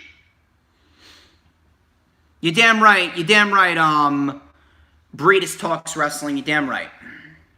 SmackDown. Now, let me tell you something. I shit all over as do the majority of the community. The majority of the community, if you have a brain and you know how to use it, you know that SmackDown sucks, and you know that SmackDown is going to be a complete disappointment regardless. You know for a fact. SmackDown itself. I'm not going to lie. I'm not going to bullshit you, because I don't bullshit you. We actually did get some very good wrestling on the show. We got some very good wrestling. We got the right outcomes for the matches. But at the end of the day, even though we got some good wrestling and even though we got the right outcomes, WWE has built Backlash to a point where it could end up being worse than WrestleMania and worse than the Elimination Chamber. Backlash right now has literally zero buzz around it. They're literally hyping Backlash up on the cheesiest tagline that you could possibly hype it up as the greatest wrestling match ever between Edge and Randy Orton. Backlash now has a handicap match between Braun Strowman and a duo that has won all but one match in 2 months. And yet this duo is getting a Universal Championship opportunity. The dirt sheet with Miz and Morrison kicked off the show. This was the worst thing on the show. So they rag on Braun Strowman for teaming with Otis. They show puppets, obviously portrayed by them, that were rejected by Bray Wyatt, but Bray Wyatt still liked them better than Braun Strowman. Braun Strowman then came out laughing. He wanted to talk about Wyatt. Miz talked about how Wyatt sent him spiraling into the lowest point of his life. Morrison then challenged Braun on Miz's behalf. And we had Miz losing to a running power slam in 2 minutes. Not 2 minutes, 4 minutes. Morrison then challenged Braun Strowman to a handicap match between them for the Universal title at Backlash. And that was it. So, again, I state, Miz and Morrison, they have won all but one match in 2 months.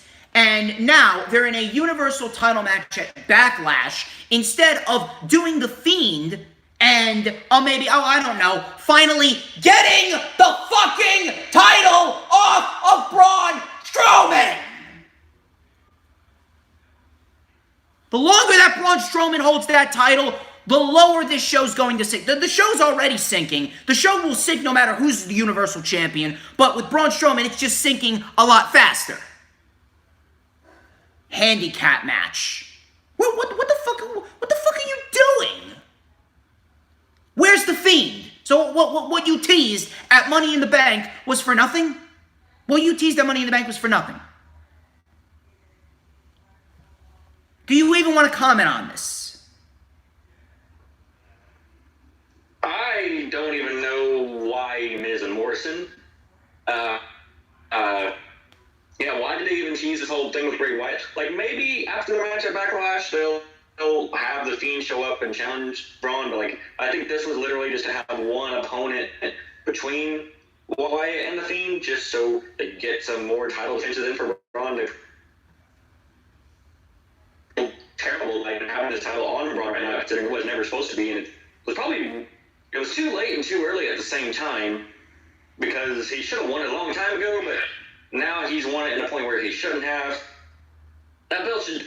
I completely respect Roman Reigns' decision to not be a part of that match in the end, but that title really, really should be on Roman, despite it looking like a giant blue toy. It shouldn't be on Roman. It should have never been on Goldberg. The Fiend should have never lost the title to begin with.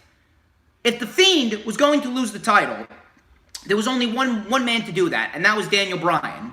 Because Daniel Bryan was realistically the only one that would have benefited from a win against The Fiend. He still would have gotten a good reaction. He still would have gotten a positive reaction. He would have made sense. If you weren't going to do Daniel Bryan versus The Fiend at WrestleMania, you should have done Daniel Bryan versus The Fiend after WrestleMania. And Fiend could have lost to Daniel Bryan, and that would have been it. Fiend and John Cena should have had the Universal title. So now we gotta sit through this shit at Backlash. Only further proving that Backlash is a worthless fucking pay-per-view. Meanwhile, you could have actually built up Backlash to be something special. You could have had a Raw Women's title tournament. You could have had the IC title tournament culminate at Backlash. Instead, it's culminating on SmackDown. AJ Styles versus Shinsuke Nakamura. First round Intercontinental Championship tournament match. This was actually a very good match. I'm not going to lie to you. I'm not going to bullshit you. This was actually a very good match. This was actually better than their first three matches that they had. So this was probably their second best match that they had in the WWE period. Now, it's nowhere near what they can really do, like what we saw at Wrestle Kingdom or what we saw at Money in the Bank, but this was still a very good match for SmackDown nonetheless. We had Nakamura with the sliding German suplex going into commercial. We had a big spin kick from Nakamura into a Pele kick by Styles. Big Ushi-Goroshi for a 2. Styles locked in the calf crusher, but Shinsuke got to the rope. We had a big landslide by Nakamura for a 2. Styles was locked in a triangle. After Styles rolled up Nakamura, Nakamura caught him in the triangle. Styles hit a one-armed Styles clash for a very close 2 count. Nakamura was nearly beaten off that. Nakamura was going for the Kinshasa. Styles got to the ropes. Styles hit a big enziguri and a beautiful, phenomenal forearm for the win. Very good match. Best match of the tournament thus far. I don't really have anything to complain about as far as this match goes, outside of the fact that Styles has literally been traded to SmackDown for future draft picks, future considerations. Meanwhile, meaning all that they did was move Styles to SmackDown without reason because they think that Styles is going to help with the ratings for SmackDown. No matter how good Styles is, nothing is going to help with the ratings for SmackDown. One guy is not going to boost the ratings because the overall show sucks. And the reason why it sucks is because they've completely ruined every single aspect about the show outside of one storyline with Otis, Mandy, Sonya, and Dolph. And that's even starting to die down. Styles, realistically, should have been Drew McIntyre's next opponent. But they decided to move him over to SmackDown because, they think he's going to drive up the ratings. Not even Styles can save this worthless wrestling program. Not even Styles can save it. I'm sorry. What were your thoughts on this match? Well, firstly, to go off of your rant that you said about nothing being able to fix the ratings, nothing's going to fix the ratings as long as we have no crowd. That's what I think is turning people off even more. It's turning me off at this point where I've told you on Darkmite, I am so totally sick of seeing the Performance Center, and I'm sick of seeing Daly's Place. I want crowds back more than anything, but once they're back, I do not want to see these two buildings ever. As for the match, it's just one step closer to my prediction that the finals will be Daniel Bryan versus AJ Styles, and holy hell, we know that's going to be good. Yeah, but it's going to take place on SmackDown, And they're trying to boost the ratings for SmackDown. Meanwhile, nothing is, and they're taking value away from their pay-per-views. So that's 2 thumbs down right there. It's two wastes right there. And again, it matters because it's going to take place in the same damn building anyway. Pretty much. Charlotte Flair. Unless they actually announce by then that Backlash will be in a different arena and they'll actually be allowed to have some kind of fans in a building. Might fill it back up to where they can have fans in there again like they did on the NXT before the pandemic started. Or they could be like, hey, let's not use this building. Everybody's sick of it now. Let's go back to Full Sail, fill some crowds there, and have our first pay-per-view in there. That's not an NXT takeover. Pretty much. Charlotte Flair versus Bayley. I hate Charlotte Flair. Just getting that out there. I don't know if you guys know. I don't know if you know, Riott, but did you know that I fucking hate Charlotte Flair? I don't think it's come up today. Hey, I hate Charlotte Flair. I hate Charlotte Flair. I hate Charlotte Flair, but I'm not going to discredit the fact that Charlotte Flair and Bayley, they actually put on a very good match, and I can't discredit the fact that they did play up the storyline with Sasha Banks and Bayley, and they did make Bayley out to be a fluke champion, saying, oh, she can't win on her own without Sasha. And it does play up to the fact that Bayley continues to succeed. Bayley continues to succeed while Sasha continues to fail. And Sasha continues to fail in the position that she's in. And she, in a sense, is Bayley's lackey. And it's going to end up building and building and building to an eventual turn. That I actually can get behind.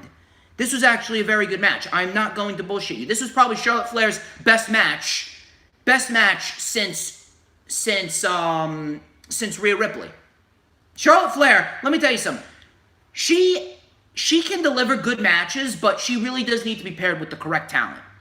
And she hasn't had a good match in 2 months. This was actually a very good match.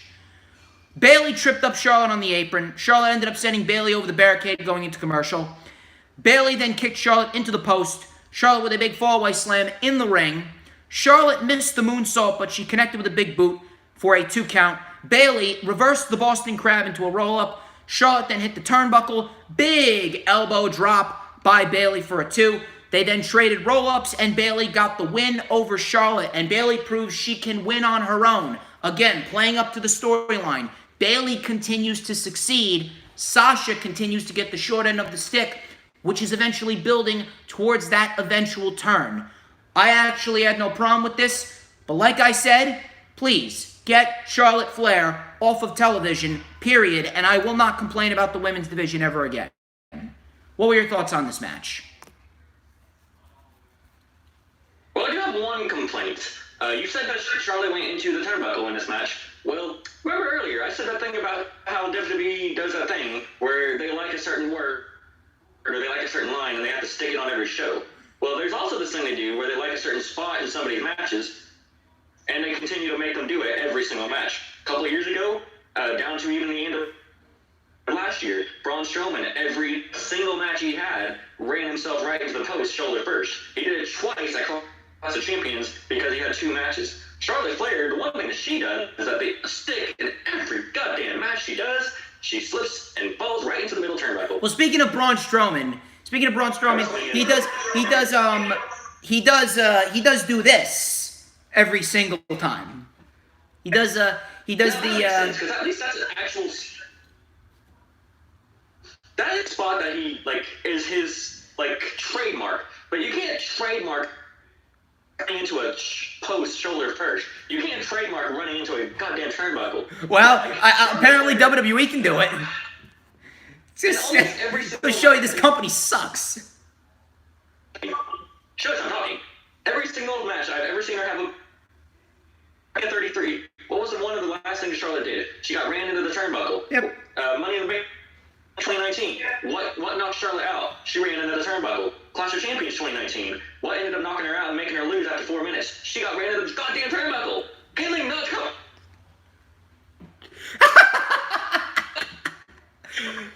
Oh my God. God fucking man, this fucking sucks. Oh my God. Thank you to the 3 people who are watching. Thank you for 11 thumbs up. Thank you to the 3 people who are currently watching. Please share the stream out. Please get some more people in here. Oh my God. That's funny, man. This is a goddamn way for me to have a damn rant. That's fun. It's funny, man. No, this is what's gonna get people to watch, man. This is what's gonna get people to watch. But anyway, moving on. I wish I had an empty house and we recorded a freaking episode of Dark Knight because I could be. Oh my God, that's funny.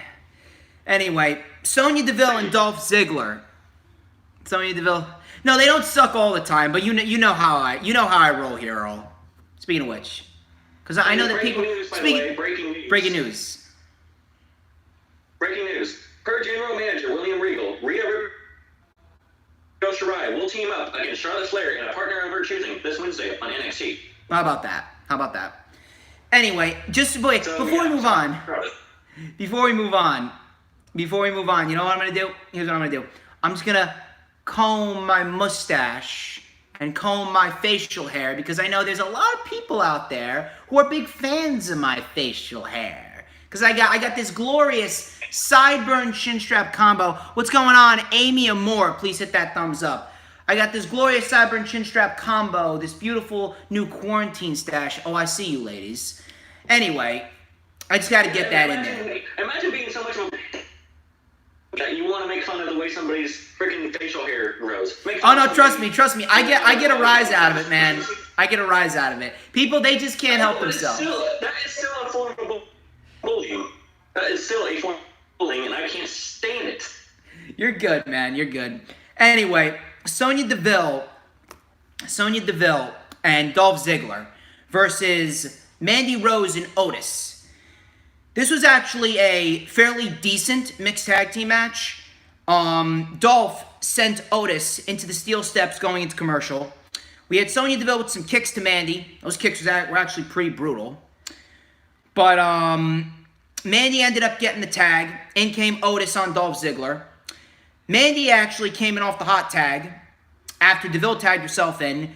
Mandy Rose ended up lighting up Deville. Dolph Ziggler and Otis got into a brawl on the outside, and we had Dolph Ziggler holding Otis back as Mandy Rose was on the receiving end of a Shining Wizard to the back of the neck. And looks like Sonya Deville was taking a lesson from Adam Cole because she actually delivers a pretty damn good last shot. And Sonya Deville and Dolph Ziggler win as they should. And then afterwards, Mandy Rose watches Mandy Rose was down, and Otis caught a super kick from Dolph Ziggler after the match. Now, this was decent. Had the right winners. Sonya Deville defeated Mandy Rose as she should have. What they've been doing with Sonya Deville has been great.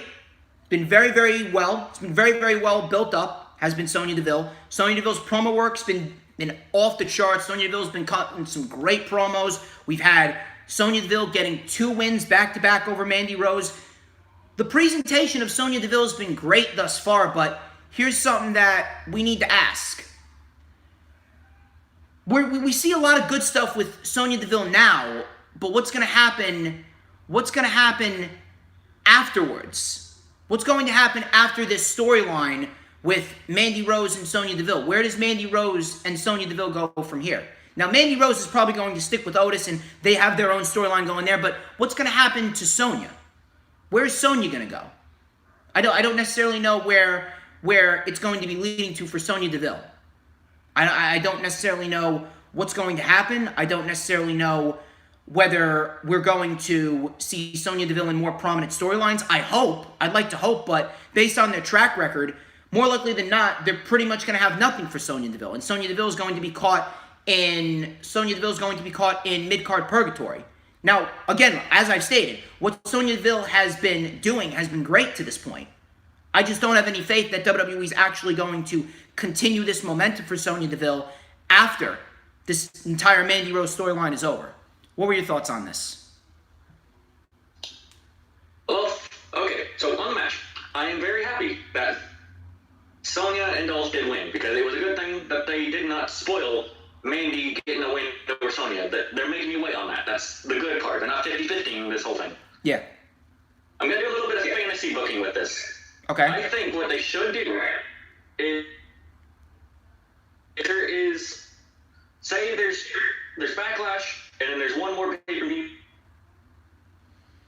What they should do is at Backlash, they should have a number 1 contenders match for, say, like a 4-way, where the winner faces Bayley at the pay-per-view before SummerSlam. Mandy and Sonya should pull what Seth Rollins and Finn Balor. They both pin Bray Wyatt at the same time. They should pin whoever one of their opponents is at the exact same time, or even pin both their opponents in the case of a 4-way at the same time. They're both technically the winners. At the pay-per-view before SummerSlam, you have a 3-way match between Mandy, Sonya, and Bayley, where I don't know if you want to get Sasha involved or not, but somehow Mandy and Sonya are the reasons that they end up losing and Bayley retains.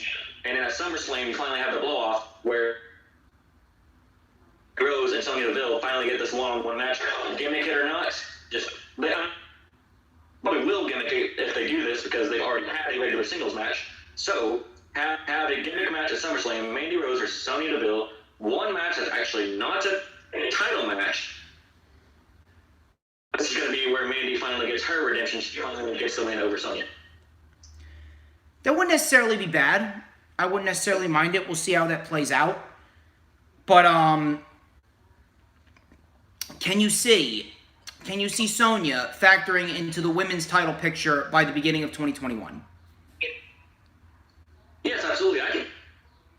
These women, in fact, factoring into the title picture, like both of them, like as a team, they were super great. I was actually pulling for them to win the tag team titles because they look like a.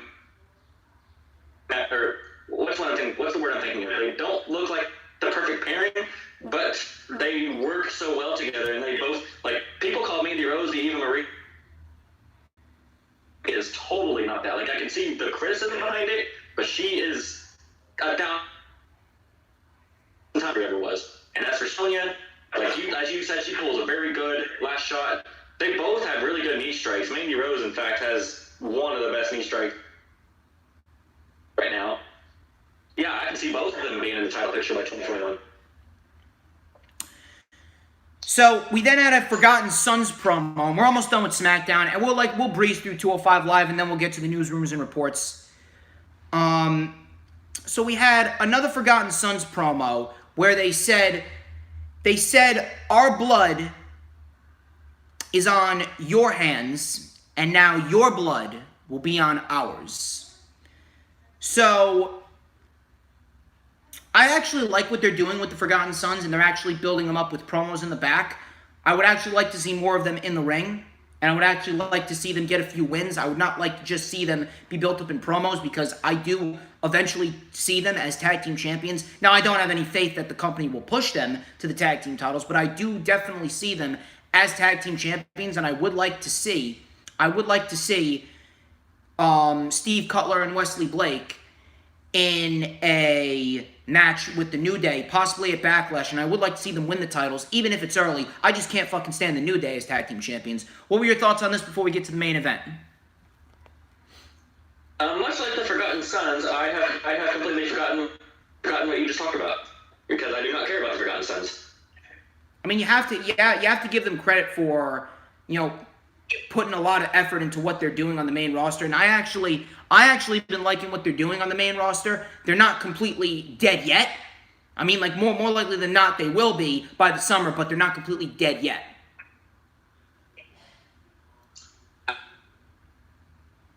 This guy sounds silly coming from me. I'd rather than push Lucha House Party rather than Forgotten Sons. I don't mind Lucha House Party being pushed. Matter of fact, Lucha House Party, they're very talented. They're probably the most athletically gifted tag team on SmackDown. But their portrayal's been shit. I'd say they've come a long way, though, since being baby faces who had the 3-on-2 advantage against the Revival. Like, they've come a long way from that. Oh my God, the Lucha House rules. Don't even bring that up. They've actually finally realized that they can push another masked person other than Rey Mysterio and Kalisto. So that they have learned that Grand Metal League. I'd say Lucha House tag team. I don't know. But main event, we had Jeff Hardy versus Sheamus, and they actually did a fairly decent job at building up this match.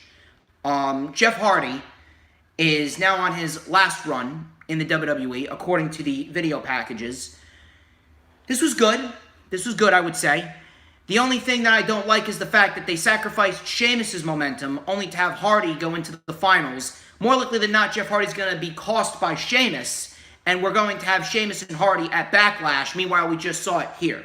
So I don't really understand why they put these two in the tournament if they were going to have the match here, only to set up another match at Backlash. Now, I can only hope that there's no 50-50 booking there. But this was good. We had Hardy with a diving dropkick to Sheamus. Sheamus actually caught Hardy, sending him into the post, and then threw him onto the announce table. Hardy bounced. Hardy with Whisper in the Wind. He tried to make a comeback, but Sheamus with 3 Irish Curse backbreakers. The big atomic drop, basement dropkick combination for a 2 by Hardy. Sheamus was sent into the post. Big diving clothesline off the barricade. Sheamus got the knees up off the swanton and rolled up Hardy, but Hardy kicked out. Sheamus then went for white noise off a big knee, but Hardy reversed the white noise into a roll-up for the win. Jeff Hardy's moving on to face Daniel Bryan in the semifinals of the Intercontinental Championship Tournament. What were your thoughts on this, and what do you think is going to happen going into Backlash between the two? I mean, who would have thought, we would see Jeff Hardy versus Daniel Bryan? Like, oh my goodness, I don't know what to think. I didn't even consider ever seeing that match, and we're not getting it in the best way it could be, but we're getting it. I mean, this semifinal for the Intercontinental title, it's looking pretty good. I mean, Elias, you could say, is like the one that's not like the other, but yeah, Elias can get the right people, and he's facing AJ Styles. You can't have a bad match with AJ Styles. No, obviously, no. You're right. But at the same point in time, you do have to question where the fuck Cesaro's at.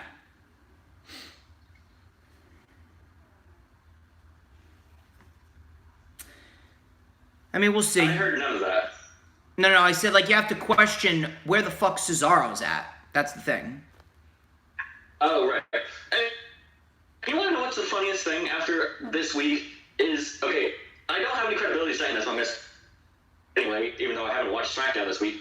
But after one match happening, I think actually 2 matches, we had somebody that had the gall, and I've used that word a lot this week, the gall to say, oh, AEW's tournament that's only got 1 more match left in it is way better than this Intercontinental tournament that's only had 2 matches done.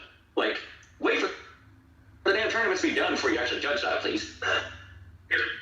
Well, I actually like to see banter like that, just like to see the comments, because I do laugh over the comments when it comes to that type of shit. I mean, I do too, and I play along with that nowadays, where just being like you and I got in an argument about this one time. Like, I am not pro AEW, I'm not pro NXT. I mean, I guess you can say I'm pro AEW because I watched that first and live so that we can review. But I will watch both. But to see people that will actually sit there and just argue about, hey, NXT's canceled, or hey, AEW's going to be canceled because NXT finally beat them. Okay, let's have some fun with this, because I know nobody's going to stop doing this. I mean, of course we're going to have fun with it.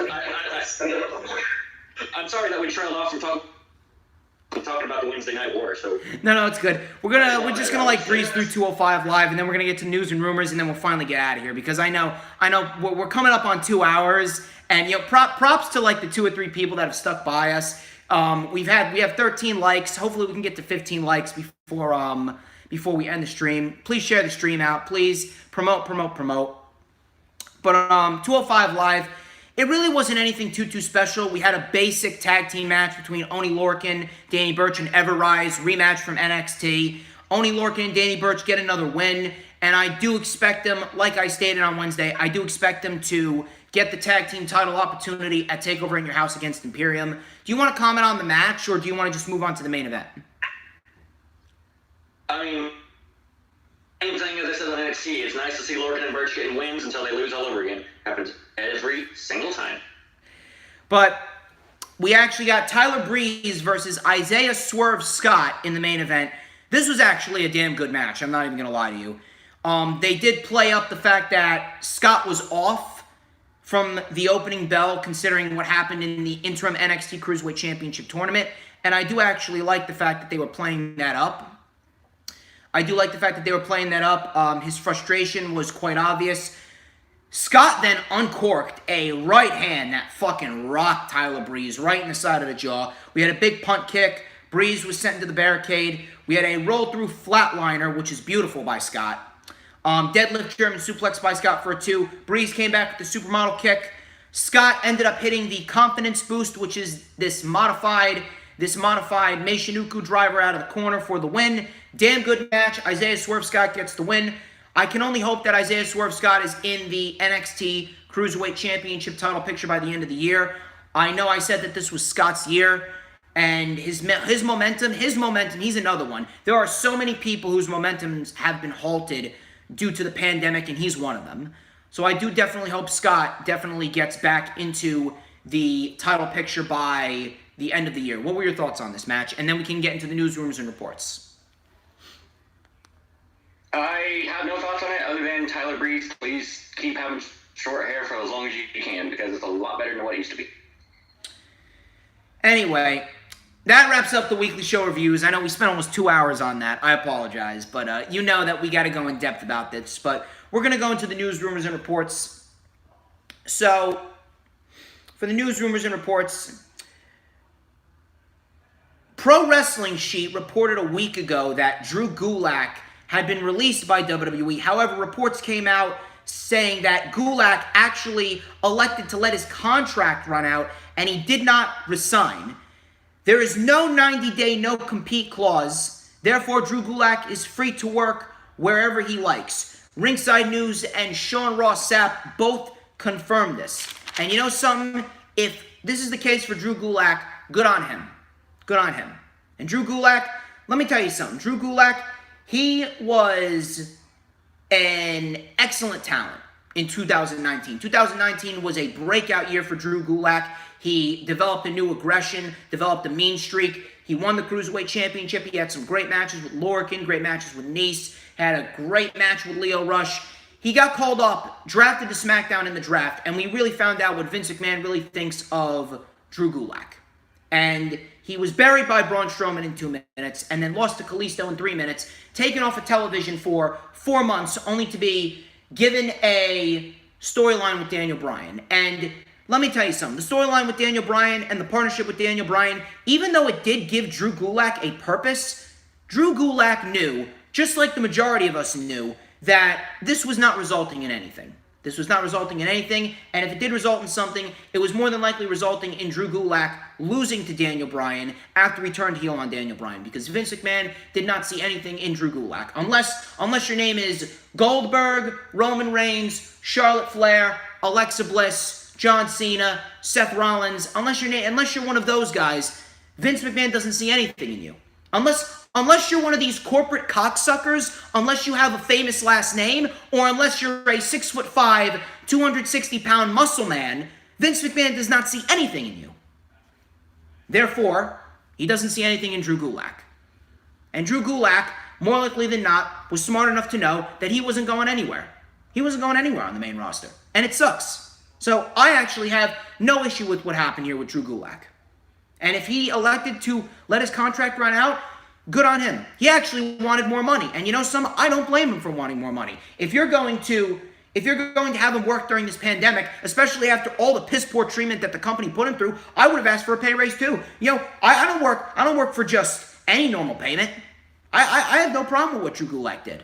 And you know something? Drew Gulak, wherever he goes, he's going to be a very good hand. And you know something? I wouldn't even be surprised if Drew Gulak is the mystery participant tonight for Double or Nothing in the casino ladder match. What do you have to say on this, Riott?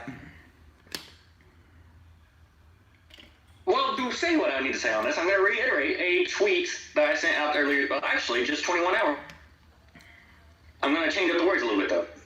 It seems that in WWE, get a genuinely surprising good thing in the company without there being something up in the end. There's always got to be a consequence. There's always got to be something like, wait, this ain't right. Well, every time there is something that's not right, you always find out in the end. Look at the Revival. They asked for their release over a year ago. What happened whenever they asked for their release? They started winning the tag team titles. Won them 4 times. Well, on the main roster 3 times, I'm counting it 4 times because of NXT. John Moxley, back whenever he was still Dean Ambrose. He was put in the worst storyline ever during his feud with Rollins, in fact. After they find out that his contract's coming up and he doesn't want to resign, or I don't even know which one. Around that time, John Moxley, Dean Ambrose, whatever you want to call him at that point, I'm going to call him Moxley, started being a lot better, had more free reign, actually started being funny. And then we find out his contract's running up. He's not going to be with the company longer. There's another, that's what was up. So with Drew Gulak, they find a way to surprise us with the fact, hey, Daniel Bryan's working with somebody that we never put on TV. That's something different. They do that for a couple months. They even put him on pay-per-view. Like, when do they ever get somebody that's a cruiserweight, like Drew Gulak? I almost call him Drew Gulak. When do they ever get somebody like him on pay? And then they tell this whole story, and they have these good matches, and then we find out he quits. And it's like, oh, well, that's obviously why they pushed him so hard, because they were trying to get him to not quit. But it seems like that's the only time they can just push somebody that did never push in the norm. Anytime something's out of the norm, it's because there's always something up. And I hate that this company's like that. That's usually how it is with the company. And I say it all the time. That's the whole reason why Asuka's champion. That's the whole reason why Finn Balor was Intercontinental Champion last year, because they didn't want him to go to All Elite Wrestling. That's the whole reason why Samoa Joe was U.S. Champion twice last year. That's the whole reason why they gave Kairi Sane and Asuka the women's tag team titles, because Riho won the AEW Women's World Championship. WWE bases everything. Gallows and Anderson were the tag. Exactly. There you go. Because they were going to leave. Exactly. But then but now they're not even working for the company anyway, so what was the whole goddamn point? And then they got terminated. There you go. It's fucking ridiculous. Anyway. So, I do have an update on when we could see crowds returning to wrestling shows. WrestleVotes actually tweeted out an update on when crowds will be returning to wrestling shows. The tweet read, and I quote, "I've asked the source for an update on live events returning. Status quo as of now. The plan remains to return to live audiences when permitted, which then depends on each state. Still a tricky situation. I wouldn't hold my breath for anything prior to July. And if they do July, like I stated before, the only thing that I can see happening is them doing the 25% max capacity. I really don't see anything else working out. I believe they're probably going to have special packages for fans where if they can't travel from state to state, we could have them in the PC and Daly's place for WWE and AEW, and we could have 25% of the entire venues full. We could follow the strict social distancing rules. We'll probably see the fans with masks on, possibly with gloves on. I'm not sure. But if it is to return in July, I believe that is the precautions that they're going to be following. It makes sense. It makes sense that they would follow that precaution. I don't necessarily have a problem with it, because like I said, the shows need an ambiance. The shows need an aura. I wonder how they're going to sit 6 feet apart. How would that work? They'd probably have to space out the seats, Hannah. They'd probably have to space out the seats one by one. They'd probably space out the seats, probably put plexiglass across in case people sneeze. Obviously, they'll be wearing masks. That's how I feel as though it's going to be working out. I'm not necessarily sure, but I definitely would love to see 25% max capacity, whether it be with masks or not. It would definitely create an aura. It would add energy to the show. And whether the shows are good or bad, wrestling needs a crowd. Wrestling needs a crowd. Wrestling is all about the crowd. So, Riott, what were your thoughts on this? What do you think? What do you think we could see? What do you think we could see as far as crowds returning in July? Do you think they would follow these rules? You think they should be wearing masks? I want to get your thoughts on this. Well, I was going to give you my thoughts, but I can't seem to can find the picture that I was going to read off of to give you my thoughts. I'll try to remember exactly what it said. So Hannah just asked, and thanks for asking in the comments, Hannah, are they going to fit with the 6 feet apart rule? To which I say, I get it. I get that you don't want to get sick from anybody else that might be sick, and you don't know who's going to be sick.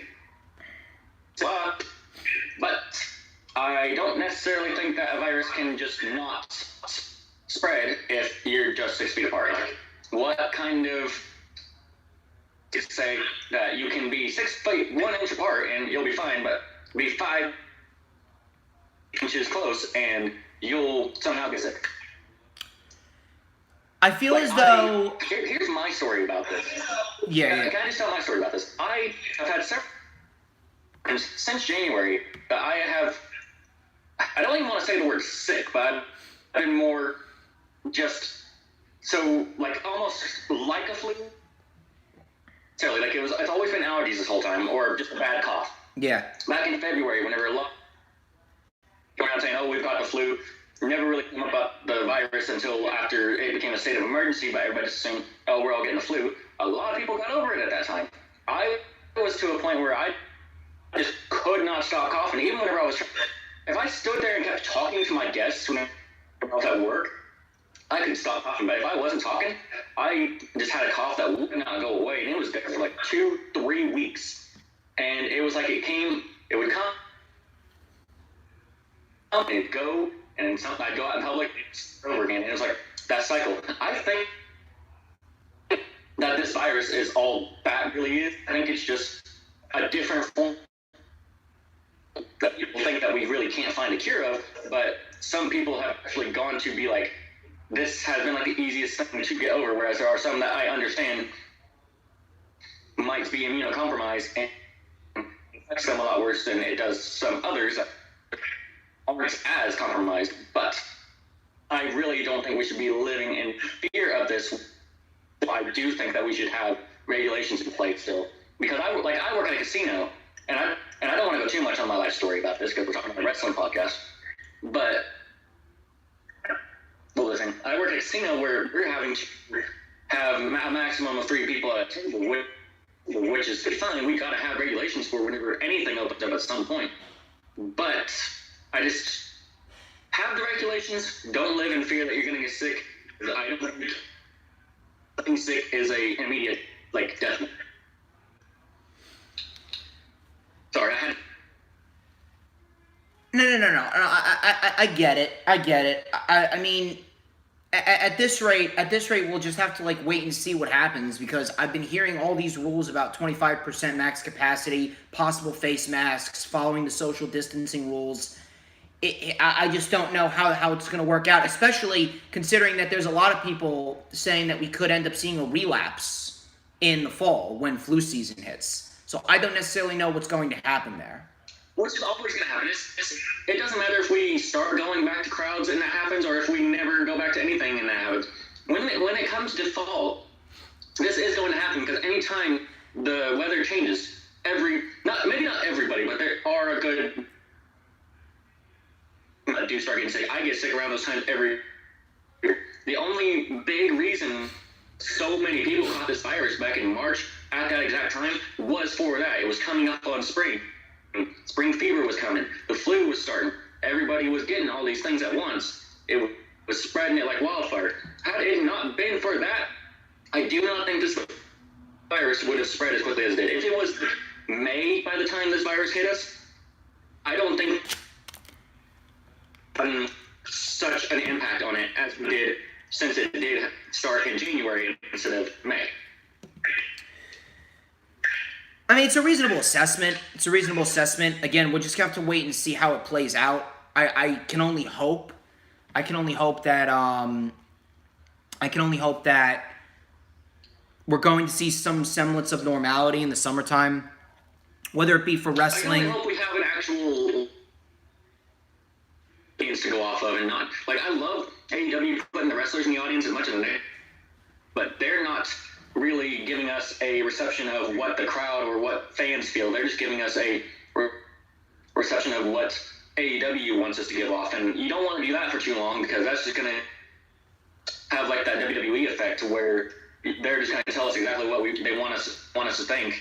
And I know a lot of AEW fans think the same way about all the stars, but don't try to force somebody like me like Cody because you're not going to do it. You're wearing an American Nightmare shirt.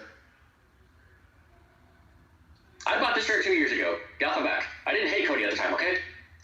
Yeah, but you hate it, but Cody now either, but I resent the man. He's a hypocrite, people. But he's my partner in crime. But in a sense, Lord, don't we know about hypocrites? Oh, God, don't bring that up. You know for a fact there's people watching. Like 7 people already dislike the stream. Anyway, moving on to the next report. So, Dave Meltzer actually reported that Asuka was not the original plan to win the Money in the Bank briefcase. Oh, you think? Meltzer said that prior to finding out about Becky Lynch's pregnancy, WWE was planning to give Shayna Baszler the briefcase. He wrote, and I quote, "Baszler was originally booked to win Money in the Bank and be Lynch's main rival for the title." End quote. I don't give a shit whether Becky was pregnant or not.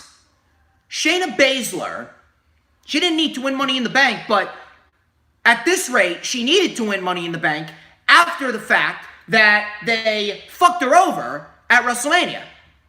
The fact that they gave Becky Lynch the win over Shayna Baszler in 8.5 minutes after you built up Shayna Baszler to be an unstoppable fucking monster. You put Shayna Baszler at WrestleMania with Becky Lynch, and you don't have her win the Raw Women's Championship right then and there, ruining the mystique and the aura of Shayna Baszler. Now you have a chance to redeem yourself. And you didn't do that. And now, you pretty much just gave Asuka the Raw Women's Championship. And again, I will state, the only reason why Asuka won Money in the Bank and she won the Raw Women's title as well is because they are shoving it in the face of Kairi Sane. Because Kairi Sane, as soon as her contract is up, she is leaving. Afterwards, you're telling me you couldn't have had Asuka keep the briefcase, and you couldn't have had a tournament with Shayna Baszler in it, and you couldn't have had Shayna Baszler go to Backlash and win the Raw Women's Championship in a tournament? I'm telling you, it would have been much better. Even if her aura was ruined by then, which it still is regardless, it would have been ruined by then, it's still ruined now. Regardless of what happened, because at WrestleMania right then and there, Shayna Baszler's aura was completely killed and ruined, and it really just shows you what Vince McMahon really thinks of her. But at the end of the day, who the fuck cares that Becky's pregnant? You're really building the storyline, and you're really building everything, and you're booking your show all around the fact that Becky's pregnant? So if Shayna Baszler won the championship and Shayna Baszler won the briefcase, who cares that Becky was pregnant? She would have won the championship. She would have won the briefcase, would have won the title, and you would have rectified your mistake from WrestleMania. Why is Shayna Baszler on the main roster to begin with, and why did you build her up in the way that she did, going into WrestleMania only to have her lose in 8.5 minutes, and then not even have her win Money in the Bank? Then, even afterwards, Becky Lynch relinquishes the Raw Women's Championship. Why didn't you have Asuka keep the briefcase, and why didn't you do a tournament to crown a new champion with Shayna Baszler coming out victorious? You had all of these opportunities to rectify your mistake. You had all of these opportunities to make Shayna Baszler into a star. I don't understand what Vince McMahon's issue is with Shayna Baszler, but whatever it is, it goes to show you that Vince McMahon needs to get the fuck out of the office. It is ridiculous, whether you're a fan of Shayna Baszler or not. And let me tell you something. There's a lot of people who aren't fans of Shayna Baszler. And look, I understand you like who you like, you dislike who you dislike. But Shayna Baszler, whether you want to admit it or not, Shayna Baszler is fucking legit. Shayna Baszler is fucking legit when it comes to a women's superstar perspective. Everything about Shayna Baszler screams legit. Shayna Baszler has something that not a lot of women have in the WWE. She has legitimacy, she has credibility, she has intensity, she has a great character, she is a great heel that babyfaces can feed off of. She's great at what she does. She is great in the ring, on the microphone. She's cut some of the most unintentionally funny promos that I've seen on the main roster in the women's division all year. Who's the father? I rest my case. I was laughing my fucking ass off. Shayna Baszler And the value that she has is something that you don't see in the women's division very often. And it just goes to show you that Vince McMahon, he doesn't give a shit. Vince McMahon doesn't give a shit, and he books the women's division just like he books everything else in his company, with favoritism and pettiness. And the only reason why Asuka, again, only reason why Asuka is the Raw Women's Champion is because Kairi Sane's leaving. If Kairi Sane wasn't leaving and she was staying with Asuka and they were going to do their Kabuki Warrior shit, they would be in the same position that they were in before Money in the Bank. Asuka wouldn't have won, and Asuka would have been back with Kairi Sane teaming as the Kabuki Warriors, and no one would give a shit. I mean, no one gave a shit before they won the tag team titles. They were already dead axe. My fucking throat hurts, and I still got one more report to talk about with Ember Moon. What were your thoughts on this, Riott? I saw you laughing earlier. Okay, I got 4 points to make. First point, again with Shayna, it's she being the culprit of WWE making their women look completely idiotic. Point number 2, for those that are listening, when Dominic says, who cares about Becky being pregnant, he does not mean that none of us should care about Becky being pregnant. What he's really saying is that her being pregnant should not have played into the story of her match with Shayna or the Money in the Bank itself. So he's not actually saying that nobody should care about Becky being pregnant, because you should. It's a beautiful thing that she is pregnant, and she's going to teach a lot of women growing up and watching wrestling that if you want to be a wrestler but still want to have kids, you can gladly go do that, and probably still make your career after having a kid. Point number 3. For Asuka, I did not mind her winning the Money in the Bank, and I did not mind the way that she won the title. I thought, as creatively bankrupt as WWE is, doing this with with the belt being in from the briefcase instead of the contract was actually quite clever, and I did like it. I won't say it's a perfect idea, but it was something to get Asuka a championship, and it was creative. I will say that. It was a creative idea. Look. If they wanted to give Asuka the championship, I understand that. And I love Asuka, but if you were going to give her the championship, then you should have kept the briefcase on her, and you shouldn't have taken away that element of surprise and the fact that you could have built up a 6 to 12 month storyline with Asuka in the briefcase, because the women's division on the main roster, there's no sense of surprise. There's no sense of interest. So if you would have had Asuka with the briefcase and you would have had a tournament going into Backlash, you would have actually generated a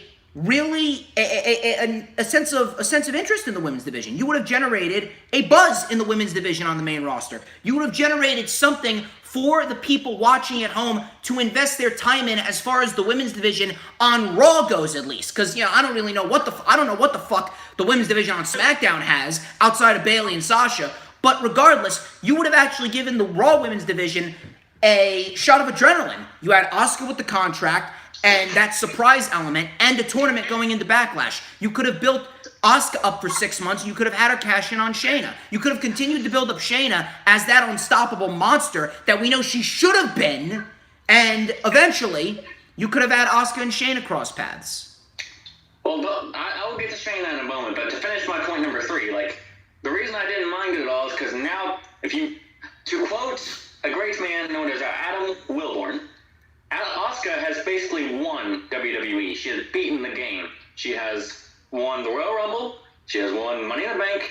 She won the Raw, SmackDown, and NXT women's titles, and she's won the women's tag team titles. If there's a better accolade in WWE to have, I don't know what is. So I am very happy that Asuka was the first woman to be considered that. Point number 4. Like you said, whether you like Shayna or not, and the rest of what you said, I don't really want to bother to repeat it. I have not been that big of a Shayna fan. I think she's boring, partly because I think Samoa Joe ruined the sleeper hold for me, but I've just never liked her offset. I've never liked what she does. So that whole build with Shayna this year was doomed from the start anyway, because anytime WWE either pushes someone way too quick or puts themselves into their own corner it's always doomed to fail. They have learned that whenever their backs are against the wall, they can be better, and they always are better. But they have not learned that that's only when they're forced into that wall, not when they force themselves into it. But again, as for Shayna, didn't really care for her. They ruined her as soon as she got in the Rumble and lost it to Charlotte, even though I didn't mind that result. And her upbringing was just like, why her? Why so quickly? And now I'm just like, okay, I don't really care about the woman. I know she's legit, but I just have never cared that much for her at all. So it didn't bother me that Becky won at WrestleMania, nor did it never bothered me at all either that Asuka won the Money in the Bank. If it was going to be anybody but Shayna, it was going to be Asuka. So at least they went with the right decision if it wasn't going to be Shayna. Don't worry, people. I'll scream at him after the stream's over. I think I already got that after saying all the things I do about Cody. Oh, trust me, you're going to get it even more now. You're going to get it even more now. I can't wait for the people to DM me. Oh, DJ Storms is a bully. Can't wait. I can't wait. Anyway, last report before we get out of here. And as you can see by the title, Ember Moon was recently interviewed and talked about her injury that she suffered back in September of 2019, stating that it could very well be career-ending. And let me tell you something. If so, this pisses me the fuck off. She stated, and this is what she stated, and I quote, "I look back at my career in WWE. I've been here 5 years. Yeah, I could say I should have been the one to defeat Asuka's streak, or I hope that. I could say, oh man, me and Bayley from SummerSlam, I wish I'd done more. The more and more I sit back and look at everything I've done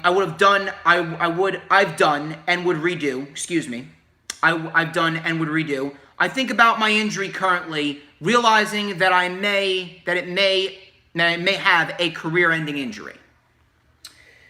Now, I want to stop there. You can legitimately tell, and when she was talking about, oh, how I should have been the one to beat Asuka's streak, me and Bayley from SummerSlam, I wish I could have done more, and then realizing that my injury could be career-ending, what she's saying here, in a sense, in the most professional way possible, is she is voicing her frustrations for everything that she has been through. After NXT, and after what she did in NXT, she was completely fucking shafted. And whether you want to admit it or not, Ember Moon, and she's proved it in the ring numerous amounts of times, she is one of the best women's wrestlers that the company has employed. Whether you like her or you hate her, Ember Moon is someone that you build the brand around. And they've built NXT around Ember Moon, and the fact that they did not go all in with Ember Moon on the main roster, it just pisses me off even more. And I'm not just saying that because Ember Moon's my favorite women's superstar. So she continues on saying, "I'm coming back from the hardest injury, and I might not have a chance to redeem myself of all the things I wanted to do, and I want to do, and what I want to do in my future. It's so hard to think back and regret when I try to look forward. I keep looking forward and pushing forward because this is what I love. This is my passion. This is the only thing I've ever wanted for myself, and I want that opportunity to not look back, but to look forward and be better than ever before. It's so hard to look back. It really is. I hope that I do have more matches. I'm going to prove to you guys that I'm worth redeeming those mistakes and those regrets. It's just going to be a while before I do so." End quote. Like I stated before, Ember Moon is someone that you build a brand around. Ember Moon is someone that you build a brand around, and the fact that she was shafted for people like Ronda, people like Alexa, people like Nia. Ronda because of her name value. Nia because of her name value. Alexa because she looks like a Barbie doll that you find in aisle 5 at Toys R Us. Ember Moon, undoubtedly one of the best women's wrestlers in the WWE.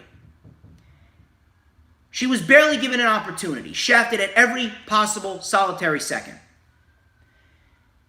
And then she was finally given an opportunity at SummerSlam with Bayley 17 months after her debut. 17 months to get one women's title opportunity, and they proceeded to book Bayley and Ember Moon going into SummerSlam like complete jokes. Both of them lost. Both of them had no momentum. Bayley's championship reign was dead by the first month after that feud with Alexa Bliss, which was terrible.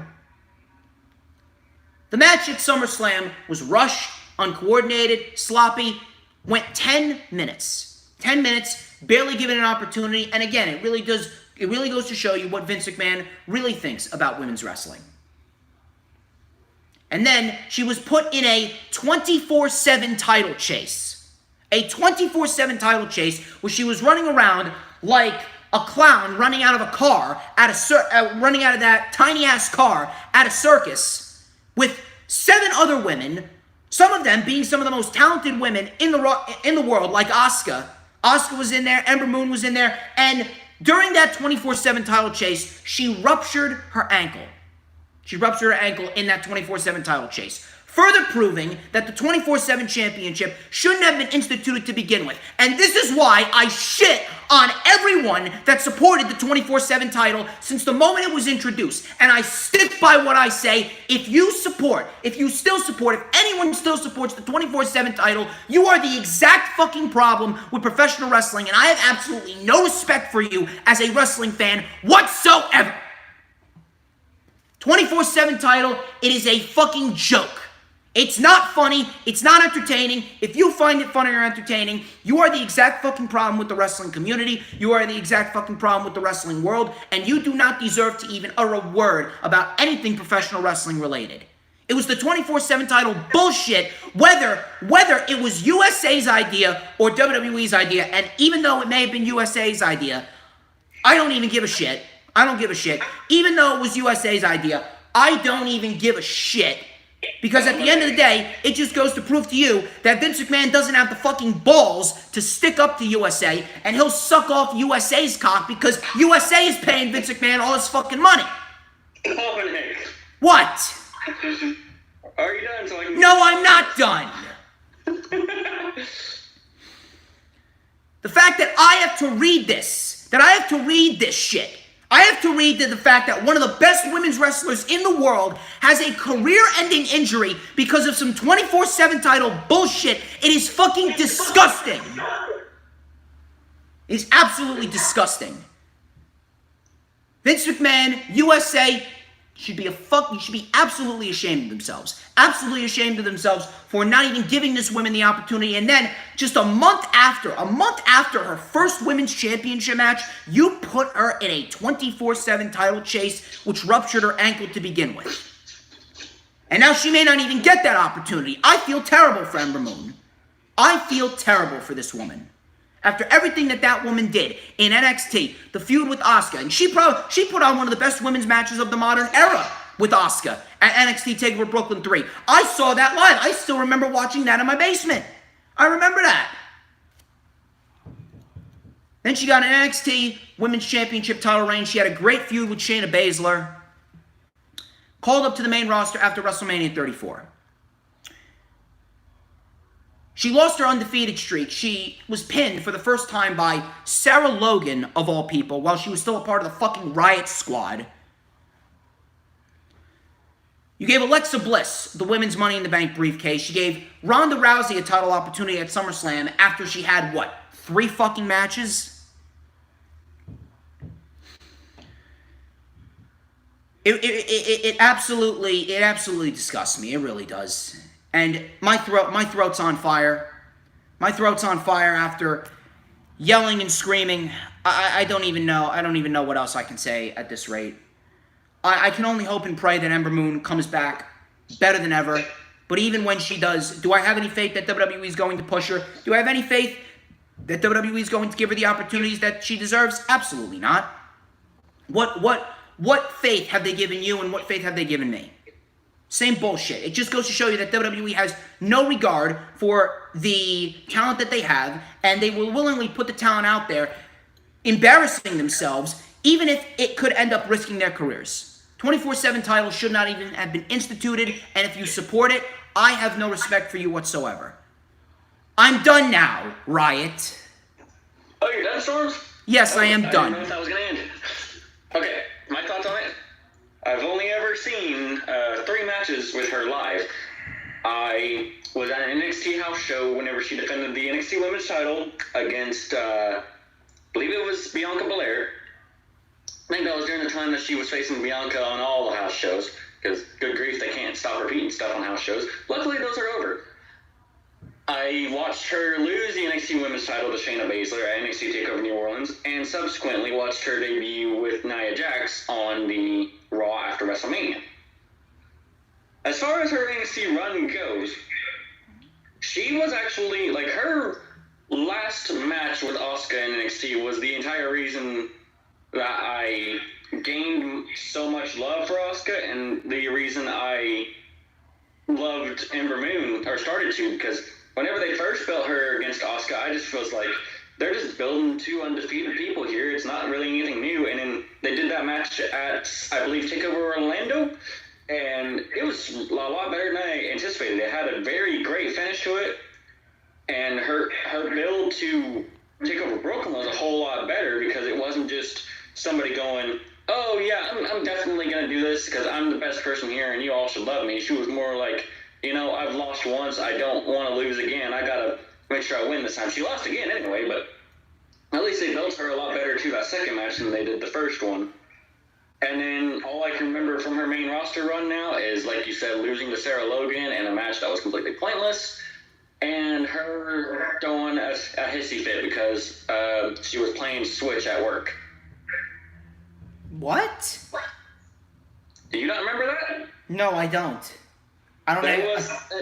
It was an episode of SmackDown whenever Mandy Rose was passing out her magazine that she was in, and Ember Moon was standing there with a Nintendo Switch, which, bear in mind as well, this segment created a meme where you just said, oh, like, here, well, the meme that she created was saying, like, superhero, more like supervillain. So you just pretty much say 2 opposites exactly like that.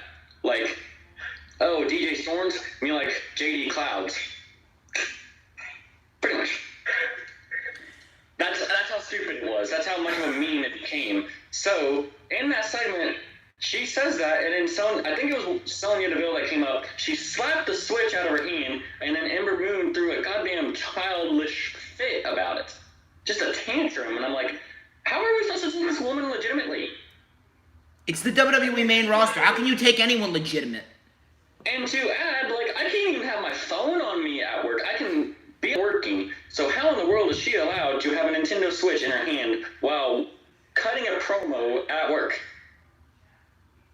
What did the Switch have anything to do with the rest of the segment, or even the rest of the show? God, you're asking me like I know, man. I mean, okay, I need to stop because this wasn't really supposed to be about jumping on Ember Moon. Like, I freaking love her. I love her finisher. I'm surprised she's never busted her ass on that move, but it looks good nonetheless. It's very sad to see and hear something like this, though. Like, it's going to be a career ended way too early, just like Paige, if this is going to end up being true. I mean, I can only hope and pray for her, but holy shit, dude. 2 hours and 30 minutes. That's gotta be, I think that may be the longest stream I've ever done, and I think that may be the longest LFU I've ever done. But if there's anyone, the longest thing I've ever done. Yeah, if there's anyone that I would like to make history with, man, it's you. But thank you to everyone who stuck around. Thank you to everyone who stuck around. 15 likes, great shit. 5 people stuck around. I think the most that we had watching was about like 9 or 10. Ladies and gentlemen, that wraps up this edition of the LFU. I'd like to thank each and every single one of you who tuned into this video. Be sure to like, comment, and subscribe. I'll be sure to put the links in the description. I'll be sure to put up a thumbnail. I'll be sure to put up the tags. I'll be sure to edit everything. Thank you again. Oh, you did a 7-hour, the Markster. You did a 7-hour and 40-minute live stream. I can't do that. I can't do that. Maybe 3 hours at most, but man, I can't do that. Props to you. But anyway, I'm DJ Storms. He's the Blue Riott. This has been the Lightning Flash update. You guys. Before you sign off. Yes. Before you sign off, I do have one thing I do want to say. What? I feel a little bad that we did not ever show appreciation to Shad this week. I So actually next did. Wednesday- I did. Well, you did, but I haven't yet. So, 2 show appreciations to Shad and to Anna Kimura this Wednesday, or actually Thursday by the time it comes out, on the next episode of Darkmite, episode 8, we are going to do a 60-second moment of silence to honor those 2. Sounds like a plan. Good strategy, man. Ladies and gentlemen, I'm DJ Storms. He's the Blue Riott. This has been the Lightning Flash Update. We'll catch you guys later for Double or Nothing 2. You guys have a great weekend. I'll catch you tomorrow for the rewind for Double or Nothing 2. And we are actually recording a podcast, and we'll upload it on Monday, where we're going to do a review on the Blue Riott podcast for Double or Nothing 2. And all of that will be coming out in the next week. You guys have a great week.